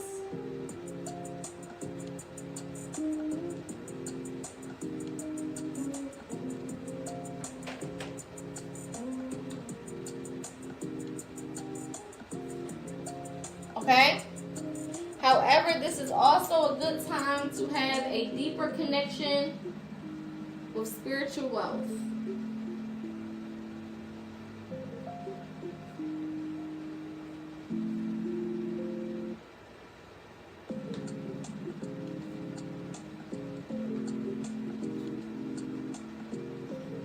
Okay? You can deepen your connection when it comes to spiritual wealth. All right? Make sure you are being realistic when it comes to money matters.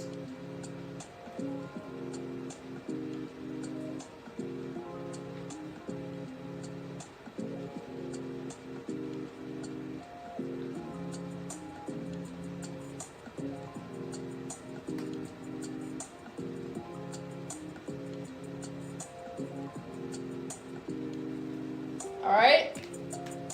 Be realistic. There's nothing wrong with you, you know what I'm saying, having faith and all of that stuff, but you also need to operate in realism. So don't just look too far into, I'm going to have faith and make up everything in my head, and then also don't look too far into the way that things physically look. It's about finding that happy medium, that happy balance. Right? So if I don't have no money in my pocket, or if I'm down to my last $5, I don't need to go spend that on something stupid when I can keep it and use it on something that I actually need, right? Or if I'm down to my last $100 and I know that there's certain things that I will need for the week coming, I'm not gonna go spend that $100 on something just because, you know, just for shits and giggles. And be like, well, tomorrow I'll just manifest $1 million. No. Be realistic when it comes to money matters. Okay? Don't not pay your rent and go on a trip instead and be like, oh, it'll be fine. Don't do dumb shit. Okay? In the name of having faith. You know what I'm saying? Make sure that it makes sense. Okay? You can operate in faith while still using your intuition and being intellectual.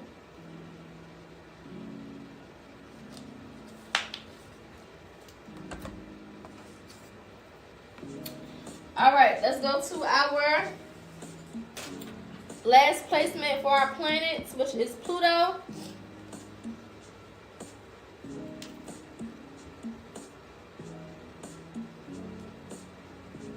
Pluto is in Aquarius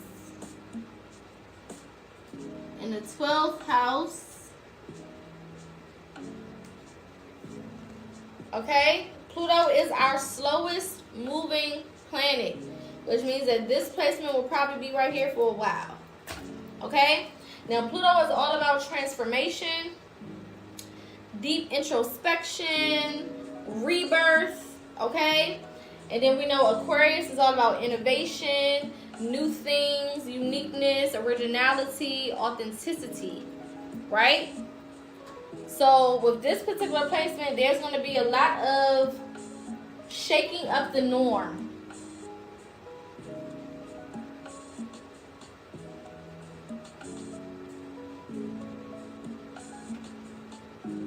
Okay? Lots of shaking up of the norm.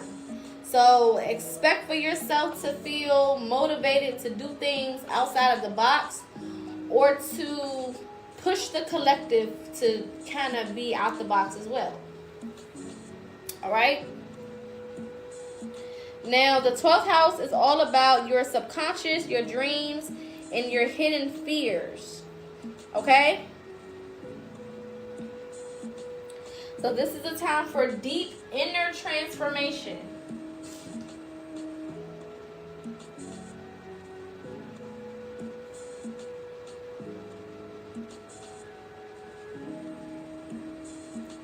This is one of those placements where literally you can become a whole different person.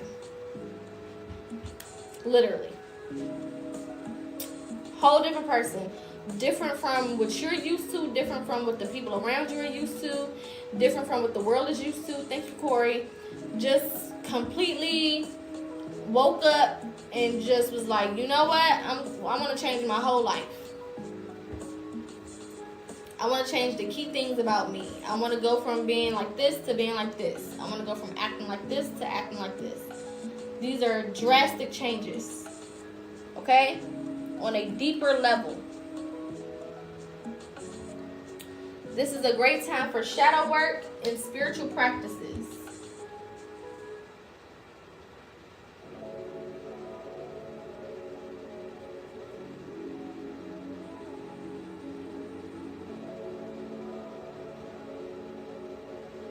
So some of you guys may want to get into like occult studies, astrology, altars, ancestors, Akashic records, things of that nature. You may be a lot more drawn to those types of things.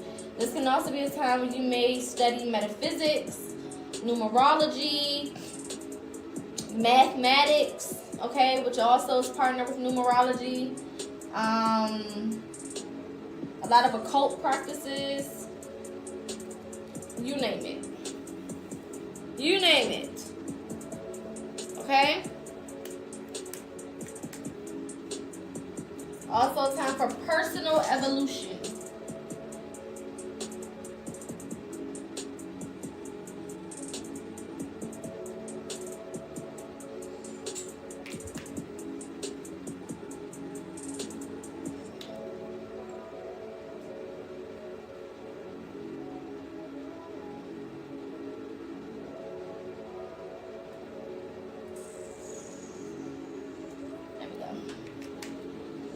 Alright, let's do a quick recap before we get into our house placements. So we got Uranus in Taurus in the 3rd house. Uranus being a sign of unexpected things, unexpected changes. Taurus being the sign of financial, material wealth, luxury, beauty, all right? And it's in the third house, which is communication, knowledge, adaptability, so on and so forth, okay? So there could be some unexpected changes dealing with finances and stability. Be mindful of that. There could be some shifts in communication, some changes in how you receive information, okay? So with this also changes in how you receive information, there can also be some changes in like social media or apps or like AI, things of that nature can also be affected with this placement. So it's not all just on a personal level. Again, this is not a personal birth chart. This is about the energy that's going to be outside, period. So this can affect multiple different levels of life and society, okay? Be open to new ways of thinking and learning, all right? So like I said, ChatGPT, AI, YouTube University, you know what I'm saying? There's so many other ways that you can gain information and learn the things that you need to learn, all right? Then we have Neptune and Pisces in the second house. Neptune being the planet of spirituality. Pisces being ruled by Neptune. Pisces being the sign of illusions and dreams and spirituality and intuition. And it's in the second house, which rules finances, beauty, luxury, material wealth, okay? So we can have enhanced intuition and spirituality and creativity. Be cautious of financial illusions. Don't get tricked. Don't get scammed. Things of that nature. Pay attention to those types of things, okay? Deep connections with spiritual wealth, all right? So tapping into spiritual wealth and then being realistic with money matters. Now, with this be cautious of financial illusions, this can also mean investing into people who are on platforms or people who are showcasing themselves to be a certain type of way. Be cautious of that, okay? This could be politics, this could be social media, whatever, okay? Kind of pay attention to where you're spending your money, how you're spending your money, who you're investing into, so on and so forth, okay? There'll be a lot of exposure with that placement as well. I told y'all there's more exposure coming this year, so pay attention. Then we have Pluto, which is the slowest moving planet. It's all about transformation.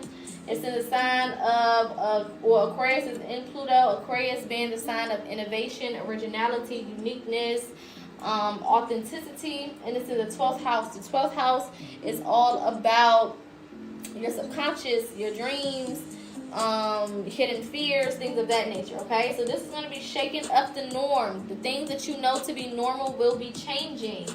Okay, pay attention to what's going on with politics, especially with this particular placement. There's a lot of things changing when it comes to our norms, okay? And that's just with politics. It's changing in other ways, but that's one area that you can already kind of see some of the examples of this energy, okay? Deep inner transformation, so lots of introspection, lots of changing who you are, lots of becoming, you know, a better version of yourself. And these are night and day types of transformation. So the way that you start this year, if you tap into this energy, will not be the way that you end this year. Okay, you'll end this year with a completely different identity than what you had when you started. Okay, great time for shadow work and spiritual practices. So if you want to get deeper into your spirituality, this is a great time to do so. Into occult sciences, numerology, metaphysics, astrology, whatever, okay? And then this is a great time for personal evolution. So again, you becoming a better version of yourself, a different version of yourself, a more enlightened version of yourself, okay? All right, we're gonna get into our houses. Really quick, I'm going to try to speed round through these because we already did the first house, which is technically the ascendant sign or the rising sign. So we knocked that one out. So we got 11 other houses to get through. So I'm going to try to go as fast as I possibly can to get through all of that. And then we're also going to do our Lilith, our Chiron, and our North and South node. That should be pretty quick, though. That shouldn't take too much time. This will be posted on YouTube. So feel free to subscribe. I also do have subscriptions on TikTok, and I have family subscriptions on Big O, so feel free to subscribe. So do we base it off of our own chart to see how it will affect us? Yes. Yes. That is exactly what you would do. If you have any common placements, then it will be more direct, affecting you more directly. But overall, this energy in some ways, because this is based off of the general energy, it's just like when we have a full moon in a specific sign, right? Certain placements, certain people with certain placements may be affected more. However, it's general energy. So everybody's going to be affected to some degree by those placements because it's what's outside. So think of it as like the air you breathe, right? We all breathe in the same air, but the air affects us all differently based on our own lungs and our own health system and our own body, right? That's kind of what it is. So this is the general air, right? The way that things are going to be moving and how it's going to be introduced to us as we go into this new season, this new cycle, right? But on a more personal level, it's going to show up in our lives differently than others. Some will be more directly connected to certain placements. Some won't be. It'll affect you regardless, but the way that it affects you and how much it affects you is determined by your personal birth chart. So what you can do is, I like ChatGPT for shit like this because you can pull your birth chart, you can upload it into ChatGPT, upload or write out all of the placements that we went over today, and then be like, how does this affect me based on my personal birth chart? And go from there. Okay, there's also apps where you can compare. I'm not familiar with all of those, but I know the quickest way is just use AI software because it's gonna do the same shit and at a faster pace. All right.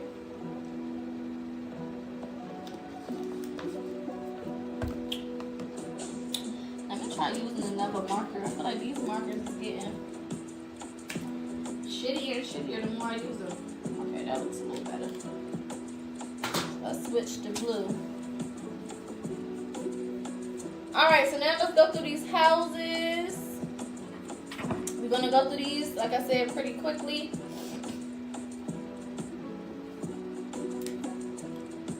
Alrighty. So, we already went through our first house. Our first house was our rising sign. We went through that already. So we're going to start with our second house. So much better. Wow.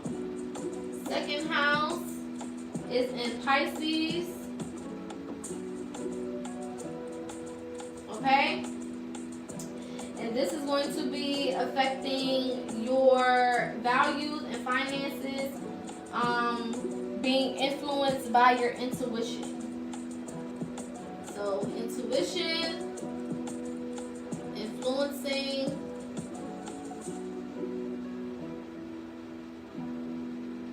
values and finances. All right. Our third house is in Taurus.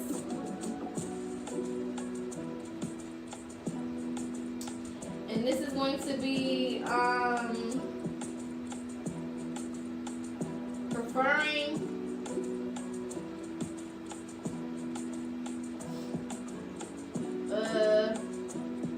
stable and practical communication.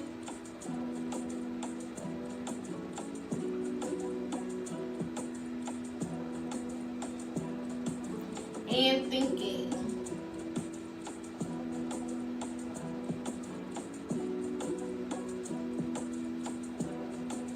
Okay?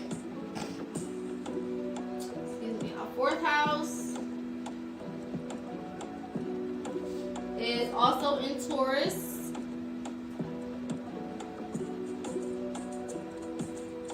And this is going to be home and family life requiring security.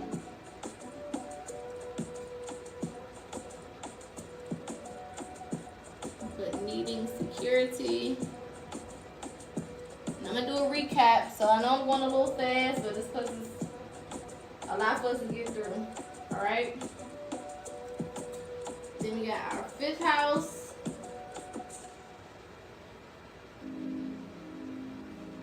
And this is going to be in Gemini. Alright? It's going to be creativity and romance.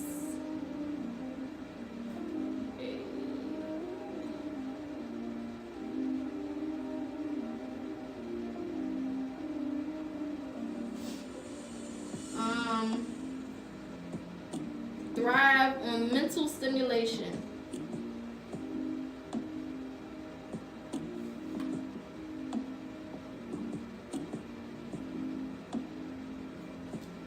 Alright. Our sixth house. And again, I'm going to recap. Sixth house is in Cancer.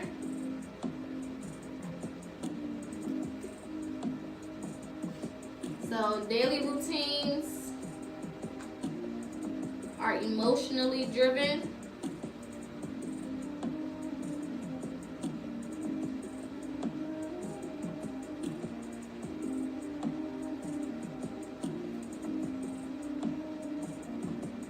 All right. Got seventh house.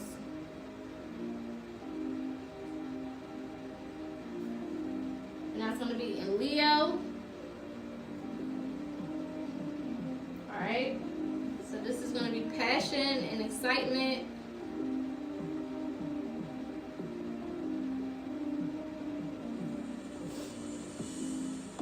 In your relationships.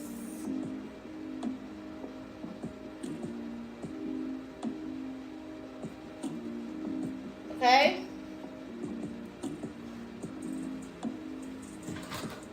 These are the individual houses.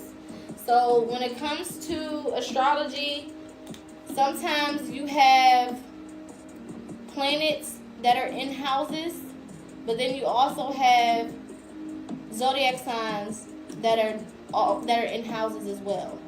So for example, like we said, you may have the sun in the second house, right? So that's a planet in a house. But the second house also has its own zodiac sign that is there as well. So you have a planet and a zodiac sign in a specific house. I hope that makes sense. Okay? Not all the time, but sometimes it happens like that. Alright? Have our eighth house. And again, I'm going to do a review in a second. So I know I'm writing everything pretty fast. Eighth house is in Virgo. So this is talking about deeply analyzing, transformation, intimacy, and shared resources. So deeply analyzing transformations, intimacy, and shared resources. We have our ninth house, which is in Scorpio.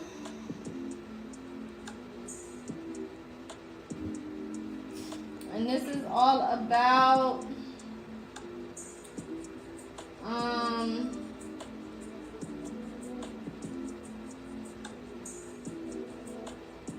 deep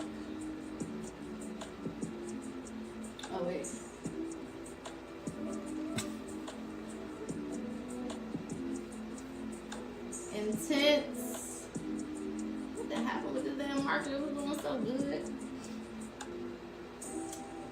Transformative.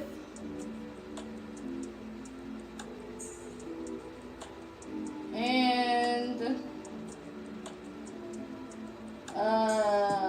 personal beliefs.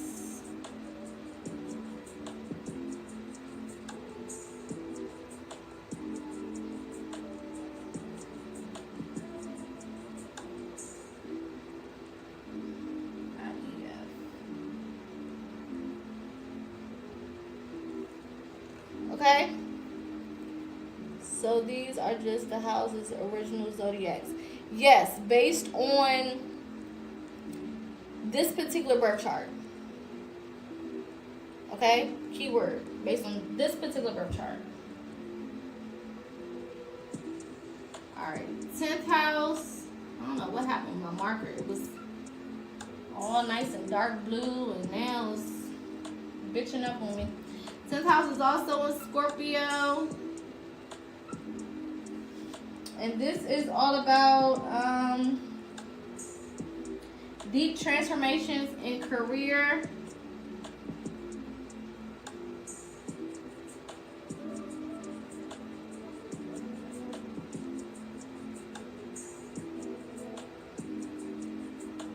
And public image.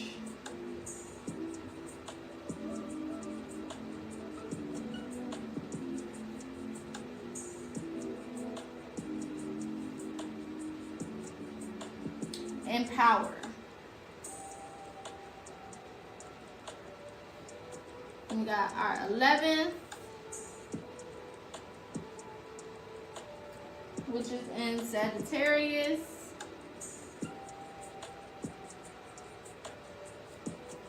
And this is all about friendships and community.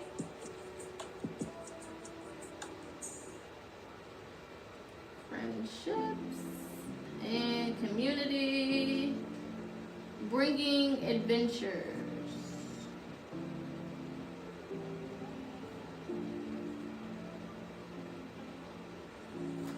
And last but not least, our 12th house in Capricorn.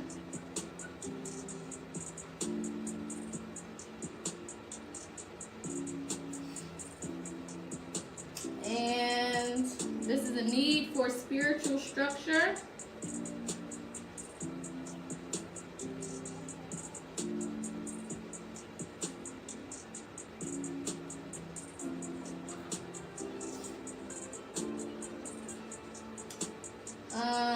And discipline.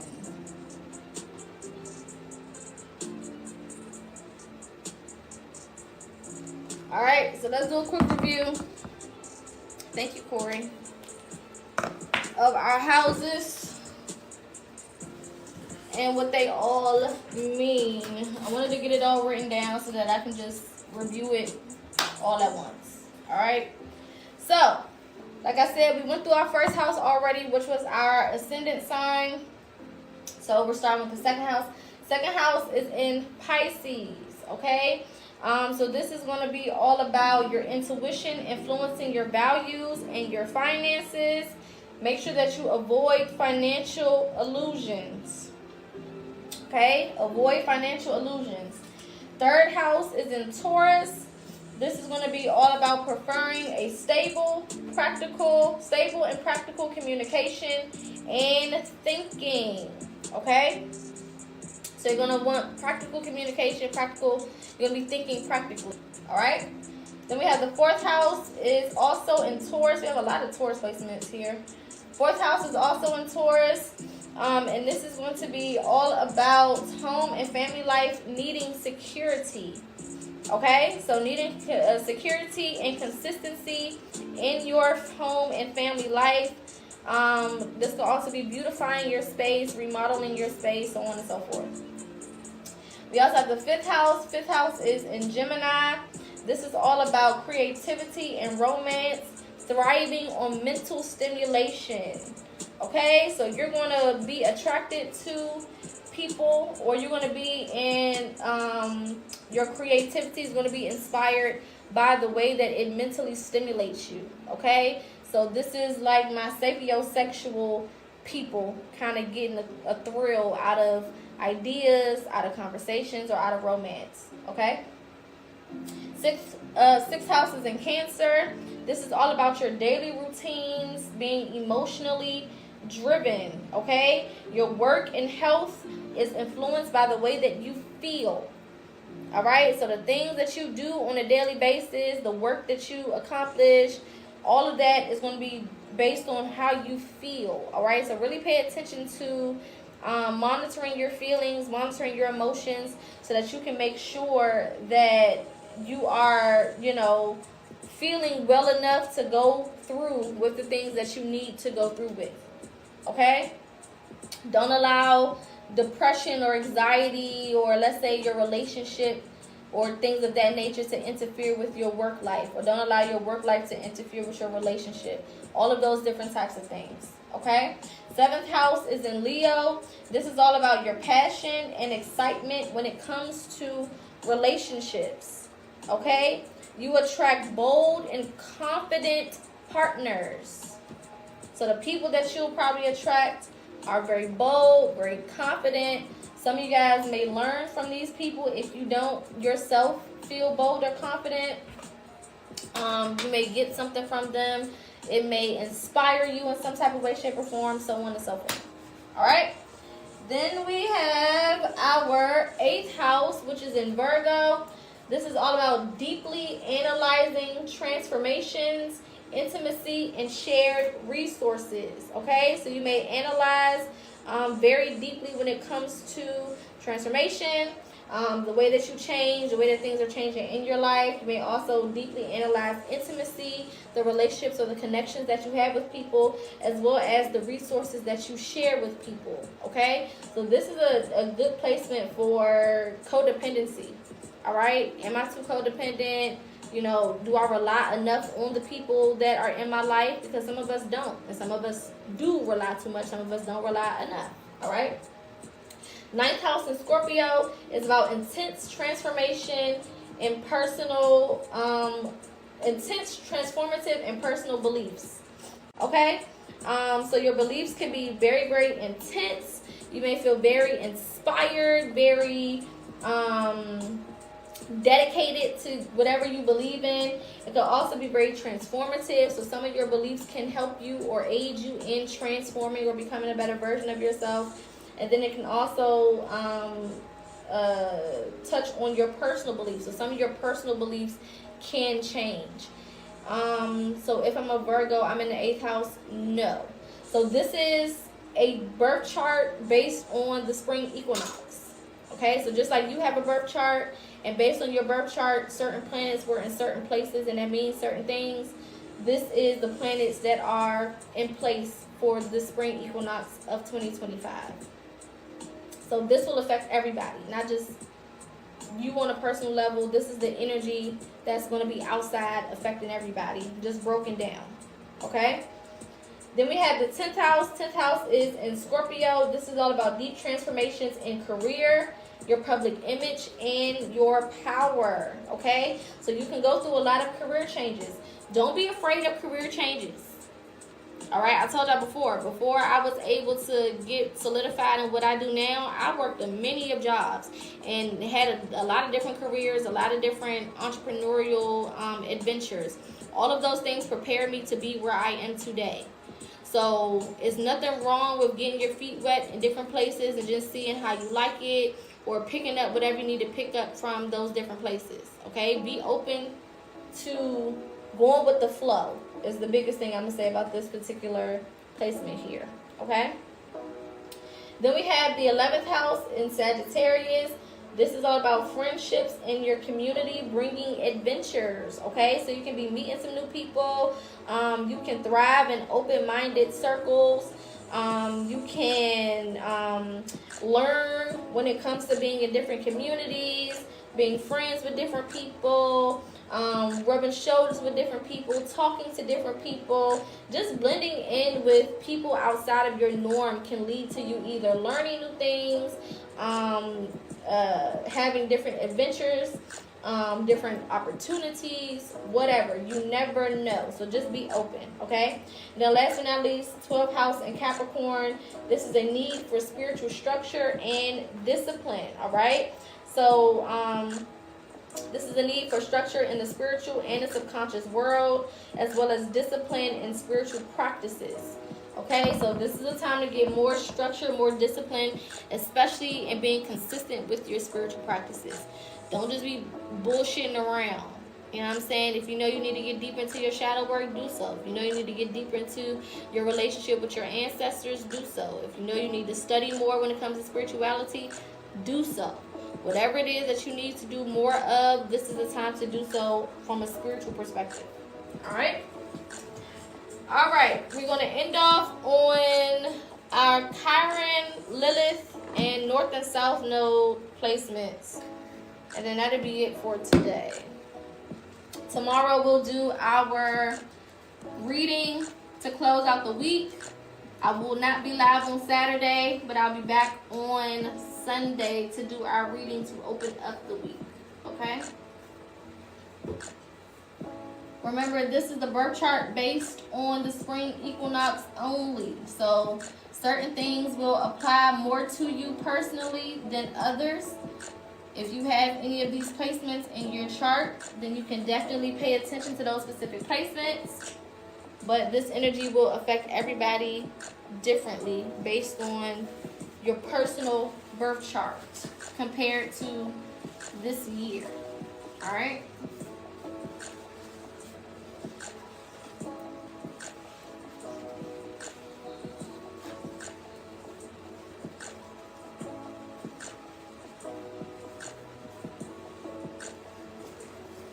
Alright, let's see if my red marker won't work now. Oh, this black one working.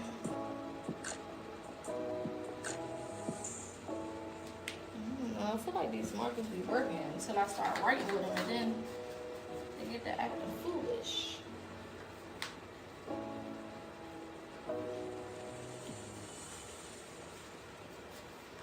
Let's try this black marker out, see what it do. Alright, so we're going to start with our North and South Node.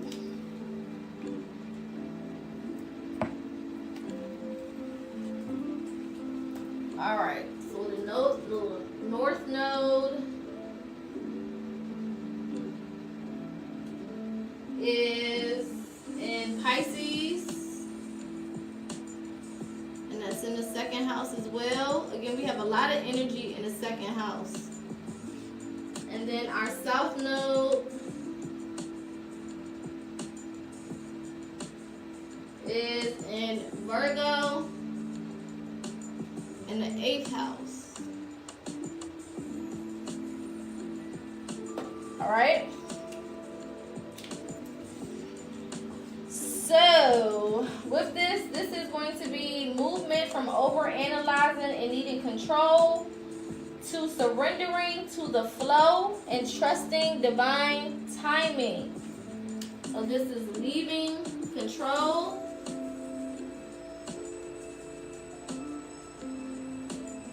and overanalyzing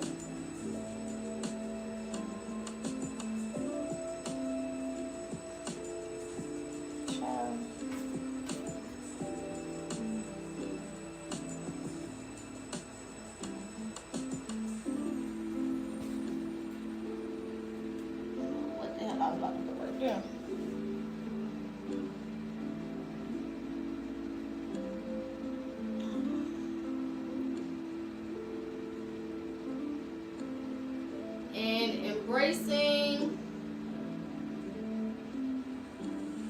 going with the flow,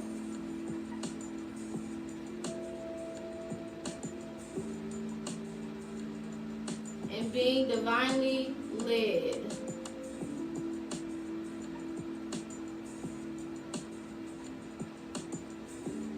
All right, so this is movement. South Node always represents what we need to move out of, right? North Node represents what we need to move into. All right, so South Node is usually the lesson of what we need to kind of leave behind, what lesson we need to learn, so on and so forth. North Node is usually the opposite of that lesson. You need to be less of this and more of this, okay? So we're leaving control and we're leaving over-analyzing, which is definitely big Virgo energy, okay? And we're embracing going with the flow and being more divinely led, which is more Pisces energy, all right? Now with our Lilith is going to be in Libra, in the 8th house as well.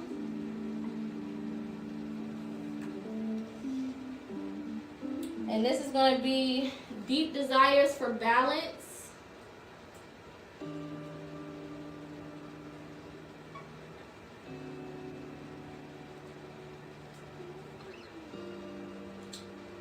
Okay. Be mindful of relationship struggles.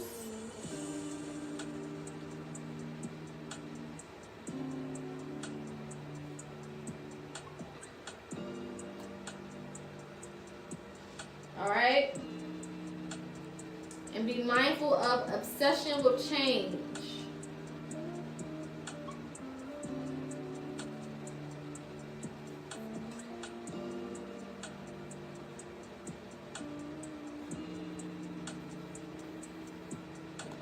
So there's nothing wrong with positive change, right? There's nothing wrong with wanting to move out of, a dark space or a negative place or whatever the case is.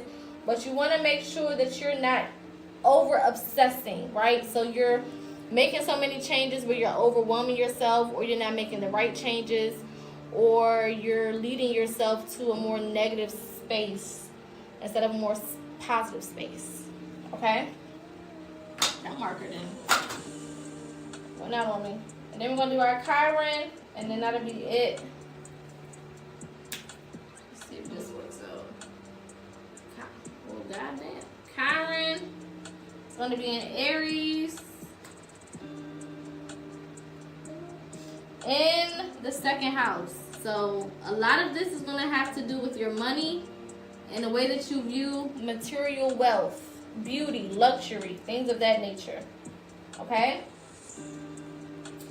So this is going to be healing deep wounds surrounding confidence.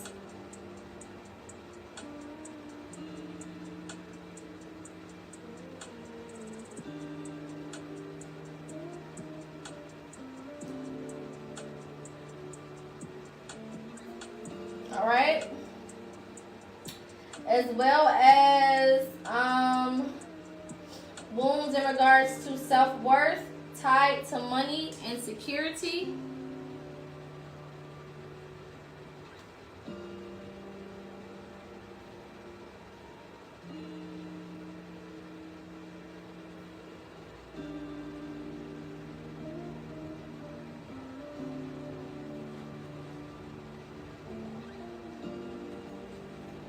All right.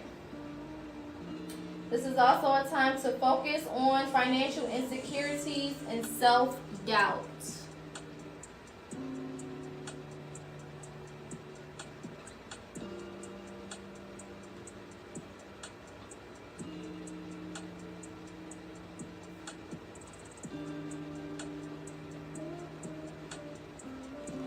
Okay? So let's quickly recap. North Node in Pisces in the 2nd house, South Node in Virgo in the 8th house. This placement is going to be all about leaving behind control and overanalyzing, embracing going with the flow, and being divinely led. Okay? Our Lilith, let me darken in Lilith because she's looking a little light. Oh, let's darken. I made it. Lilith is going to be in Libra, and that's going to be in the 8th house, okay? This is all about deep desires for balance, being mindful of relationship struggles, okay? So be mindful of the different struggles that you may have in relationships. This is not just boyfriend, girlfriend, husband, and wife. This could be any relationship, friends, family, co-workers, whatever. Just be mindful of the way that you go about certain struggles or disagreements or whatever the case may be, okay? And be mindful with obsessions of change, okay? So take your time with changing. This is like when people say, okay, my New Year's resolution is to do a whole list of shit. And then you know, January 1st comes and then you start going crazy with all this new shit that you want to do. And then you overwhelmed yourself and now don't nothing get done, or then you're beating yourself up because you feel like you're not changing fast enough, whatever. It's just like, calm down, take your time. Change is a process, all right? Then we got our Chiron is going to be in Aries in the 2nd house. This is all about healing wounds surrounding your confidence. So building up your confidence, healing anything that may have been stopping you from feeling as confident as you should be, etc. Healing wounds of self-worth when it comes to money and security. So maybe not feeling like you deserve to have certain money, or you deserve to have certain financial security, or feeling like you're not secure in your life at all, period, okay? And then this is also a time to focus on financial insecurities and self-doubt, okay? So believing more in yourself when it comes to finances, believing more in yourself, period, in general, when it comes to wealth, when it comes to the material world, when it comes to luxury, when it comes to beauty, when it comes to confidence, all right? If you have any questions, feel free to put them in the chat. We're going to do a quick Q&A, and then we're going to be off this hoe. Off this mother sucker.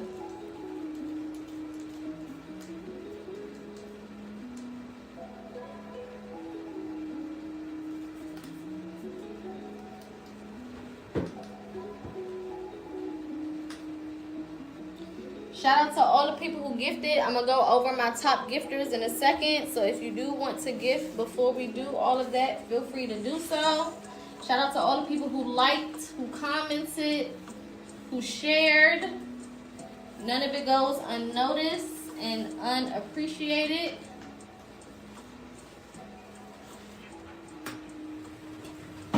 Alright.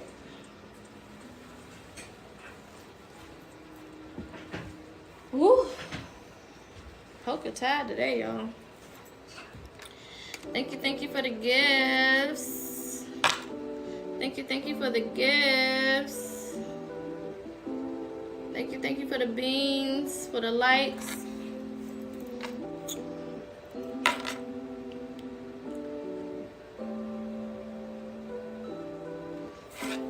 Whew. All right, so that was a quick little lesson on spring equinox, some of the placements to kind of pay attention to. I usually do it in book form, but this year I'm gonna do both.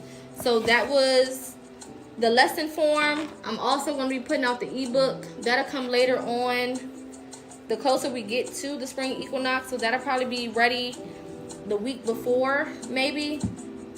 So everything that we went through, I'll put it in book form, and you can purchase the ebook. It'll be like $8, the same one I did for 2024. I'll do another one for 2025 and put that on my website for those who are interested and want to purchase. I'll come on here and let you guys know when it is ready. Couple of announcements. I am doing a spring equinox mentorship. So for people who want one-on-one assistance to prepare for the spring equinox, that includes shadow work assistance, ancestor assistance, astrology assistance, numerology assistance. I'll be pulling your personal birth chart so that we can see how it may affect you directly, and we'll get into a lot of, questions that you may have. I'll be assisting with pretty much whatever you need. You can book that on my website. If you go to therealpocaspeaks.com, which is linked in my bio, it's on the main page. Once you get to my website page, it's literally right there. You can go ahead and book it. I do accept all card payments, Shop Pay, and Apple Pay, Cash App, Zelle, all of that. All right, debit card, credit card, all that. For those who are interested. Also, I still have not added the spring equinox reading to my website. I will be doing that tonight. If you do not see it by tomorrow, please feel free to inbox me and be like, hey, Poca, you forgot to put the spring equinox reading on there. Okay, so I'll be doing a 5-minute recorded reading special for those who want a reading, some insight on how to prepare for the spring equinox, which you need to know personally, because I know we like the overall stuff, but we also like the personal stuff. Okay, so that'll be on the website as well.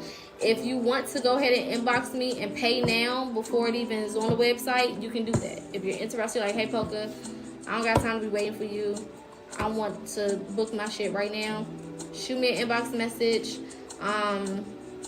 or you can shoot me an email at PocaSPEAKS615@gmail.com. PocaSPEAKS615@gmail.com. You can shoot me an email for either the mentorship or the spring equinox reading, or both. Just let me know what it is that you're interested in, and we can go from there. Also, I am offering a new service where I am developing people's Shopify website. So if you have been interested in getting a website for a while, you're like, I really need a website for my business, or whatever the case is, I am now providing Shopify websites. So feel free to also shoot me an email if that's something that you're interested in, or you can shoot me a DM, an inbox message, and let me know, and we can get started. We can book a consultation so that we can figure out how you want to proceed with that. Okay, this will be posted onto YouTube. If you are watching this as a playback on YouTube, feel free to gift. There are gifts in the comments, as well as memberships and subscriptions on all of my platforms. So if you look up at the top, there's either on Bigo, there's a family tab here. On TikTok, there's a subscription tab here. All of those things are available for those who want to be a part and support on a different level. Then that is an option as well. Tomorrow we'll be doing a reading to close out our week, the end of the week reading, and then Sunday we'll do a beginning of the week reading as well. Okay, if you're interested in any one-on-one consultations, if you're interested in any counseling sessions, therapy sessions, any of those things, you can also contact me. I do have customized options for those who want to work with me one-on-one, for healing, or whatever it is that you may need, spiritual advisory, whatever. Okay, you want to support, I appreciate it. If you want to support, you can send beans, you can Cash App, whatever, however you want to support. You can purchase a service, all of it is accepted. I'll put my Cash App in the comments for those who want to send me something directly.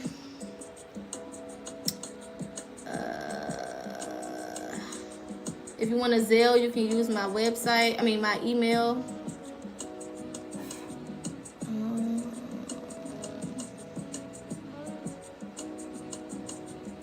How do I comment over here?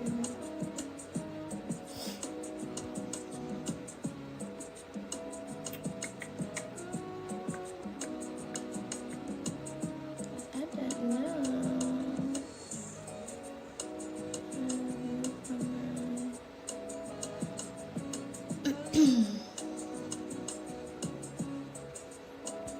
I don't know how to comment over here. It's not showing me.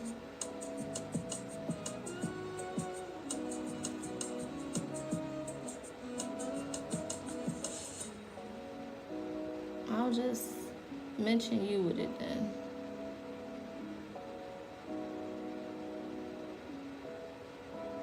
Thank you. There you go. Thank you so much, I appreciate it. It is much appreciated. Any questions, comments, concerns before we get out of here? Let me know. I'll be on here tomorrow around my usual time. I would say I might be here a little bit earlier, like 3:30 instead of 4:30, because it's a Friday. But I don't want to promise that. But I might. Heavy on the might. We'll see. If I am, cool. If not, I'll be at my regular time.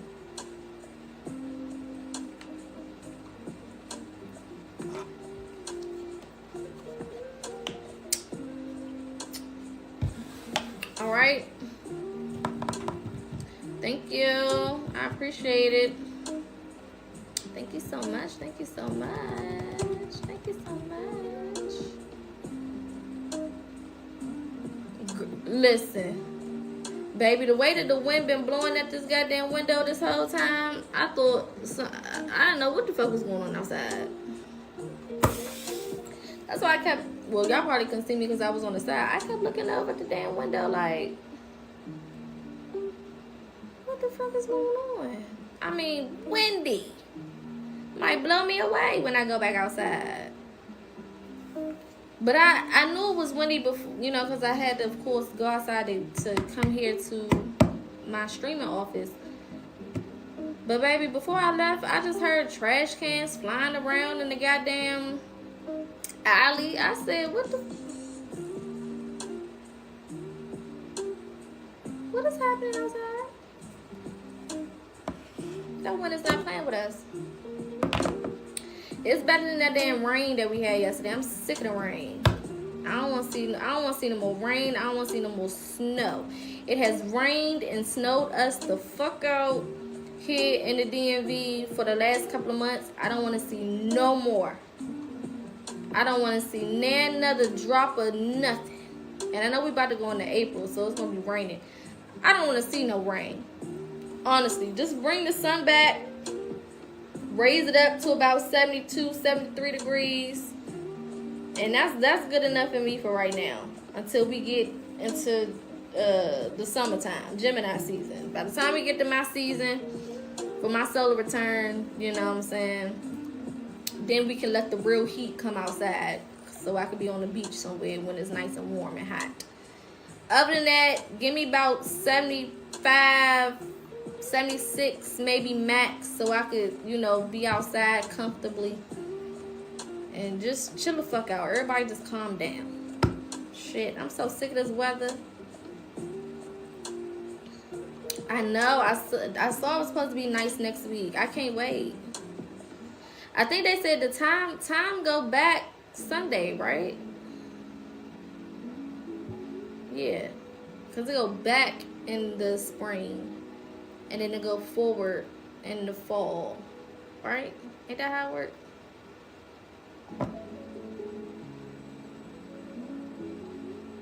Right, it goes forward. It goes forward in the spring, back in the fall.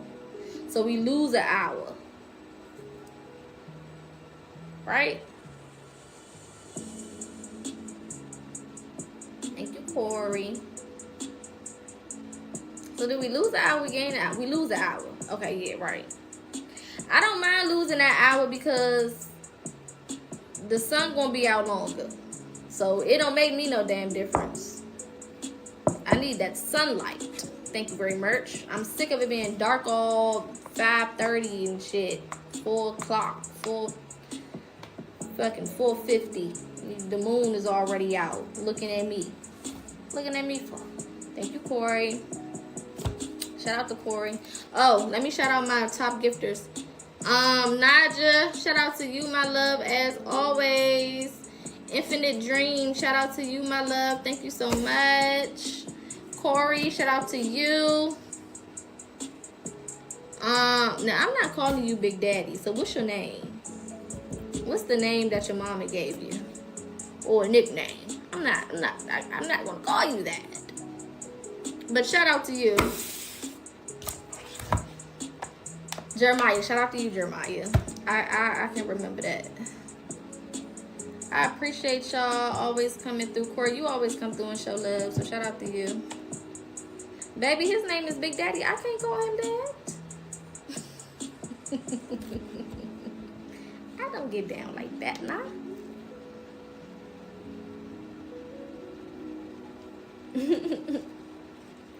Y'all silly. Alright, everybody good? All hearts and minds is clear. Any last words, final requests, anything? Thank you for being understanding. I appreciate you. Thank you, Michelle. You're welcome. Make sure y'all join my family over here on Big O. I think it's the little thing at the top, if I'm not mistaken. Corey, which button is it to join the family? I know you in it. Is it the membership? I think it's the crown. Click the crown at the top. And join. I do if I'm a Virgo in the 8th house. What you talking about, sweetie? The crown. Y'all, click the crown. My big old name is PocaSPEAKS. PocaSPEAKS. I'm usually live on both.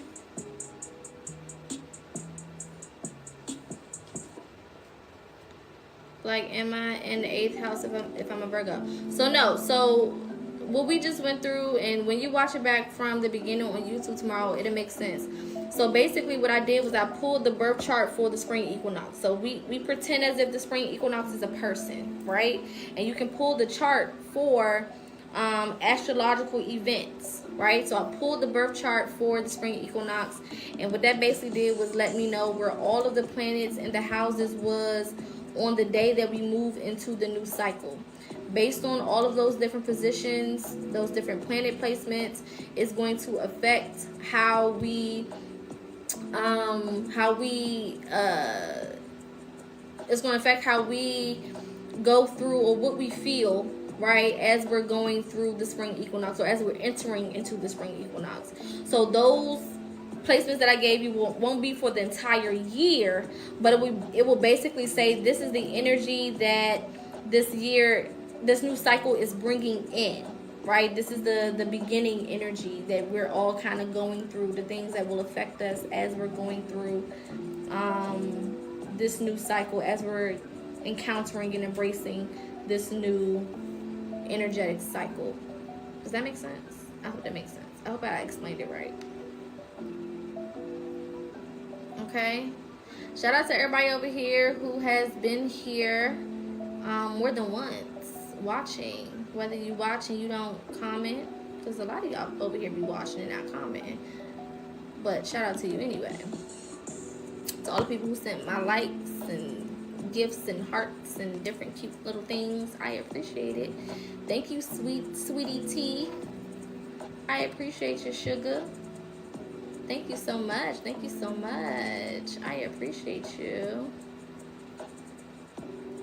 Wait, was you just over here? Let me see. Is that the same person?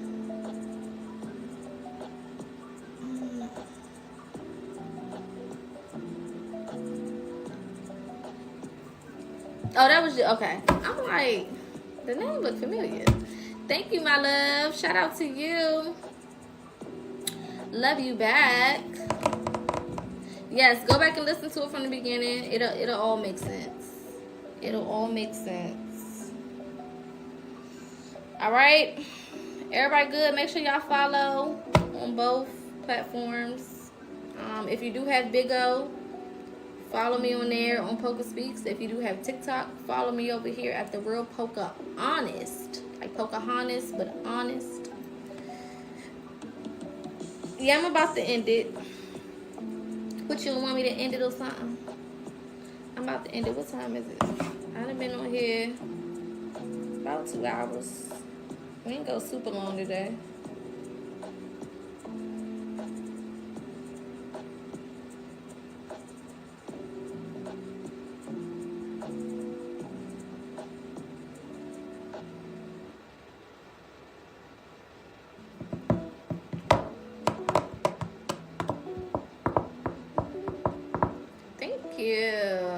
I'm glad you think I'm a vibe. Thank you, Corey. Thank you, Corey. Woo. FYI, for those who wasn't on the live before, I do professional live streaming for TikTok as well as Big O. Okay, so gifts really do help. Shares really do help. Likes really do help. On certain days, I will do what they call PKs on Big O, or battles, okay, where it's basically me and another live streamer or broadcaster doing a battle for gifts. I have one that I'll probably be doing on Sunday. So after we do the reading for Sunday, I'll probably do a battle with somebody. And then one next Thursday. So definitely feel free to support if you can. All support is support. There is no gift too small. There is no gift too big. Okay, one of my goals is to get a galaxy on TikTok. I don't know what's the biggest gift on Big O. I don't know, but that's one of my goals, is to get some of the biggest gifts that's on here. All right, so if anybody wants to be a part of that, you most absolutely can. And whoever does, or whoever is the person who offers those bigger gifts, I will be doing some free services for you guys. Okay, so definitely feel free to support in whatever way you see fit, and I'll be offering services for those who do. You support me, I support you. All right, same thing on YouTube. For those who are on YouTube, you can send super chats. There's also gifts and other things that you can send as well. But yeah, anybody who, you know, supports, I will be supporting you back with some type of service or whatever. Okay, maybe a book, some of my books, or you know, some t-shirts. I got shirts on my website. I got a lot of different things. All right, so yeah, just want to put that out there. All right, love and light. I'm about to get up off of here and go find me something to eat because I'm hungry. I'll be back on here tomorrow. I won't be on here Saturday, but I'll be on here tomorrow and Sunday, and then the rest of next week, and not Saturday, and then Sunday, and then the rest of that week, and not Saturday and Sunday. So I'm on here 6 days out the week, pretty much. All right. Sundays is the only days that I'm here a little bit earlier. So usually I'll start those lives around like 2:30, 3 o'clock instead of 4:30. And depending on the Sunday, it might be a little earlier than that. So Sundays be up in the air. It really depends on what time, if I'm doing something, or what time I'm done doing whatever I gotta do, or whatever. Okay. Yes, you missed it, but it's okay because it'll be posted on YouTube. I might post this. I'm trying to think. It'll be posted tomorrow, Rising. Right? Thank you so much. All right, love and light. I'll see y'all tomorrow. Be good, be safe, get some rest, put something good on your stomach, in your stomach, whatever. Okay. And I'll see y'all tomorrow. All right. Yes, this will be posted on YouTube. So go to PocaSPEAKS on YouTube, and you can watch this tomorrow rising. It'll probably be around like 8:39 a.m. ish. And it'll go live there for you guys to watch it back. It should be completely uploaded by lunchtime. All right. All right. See you tomorrow. Love y'all. Peace.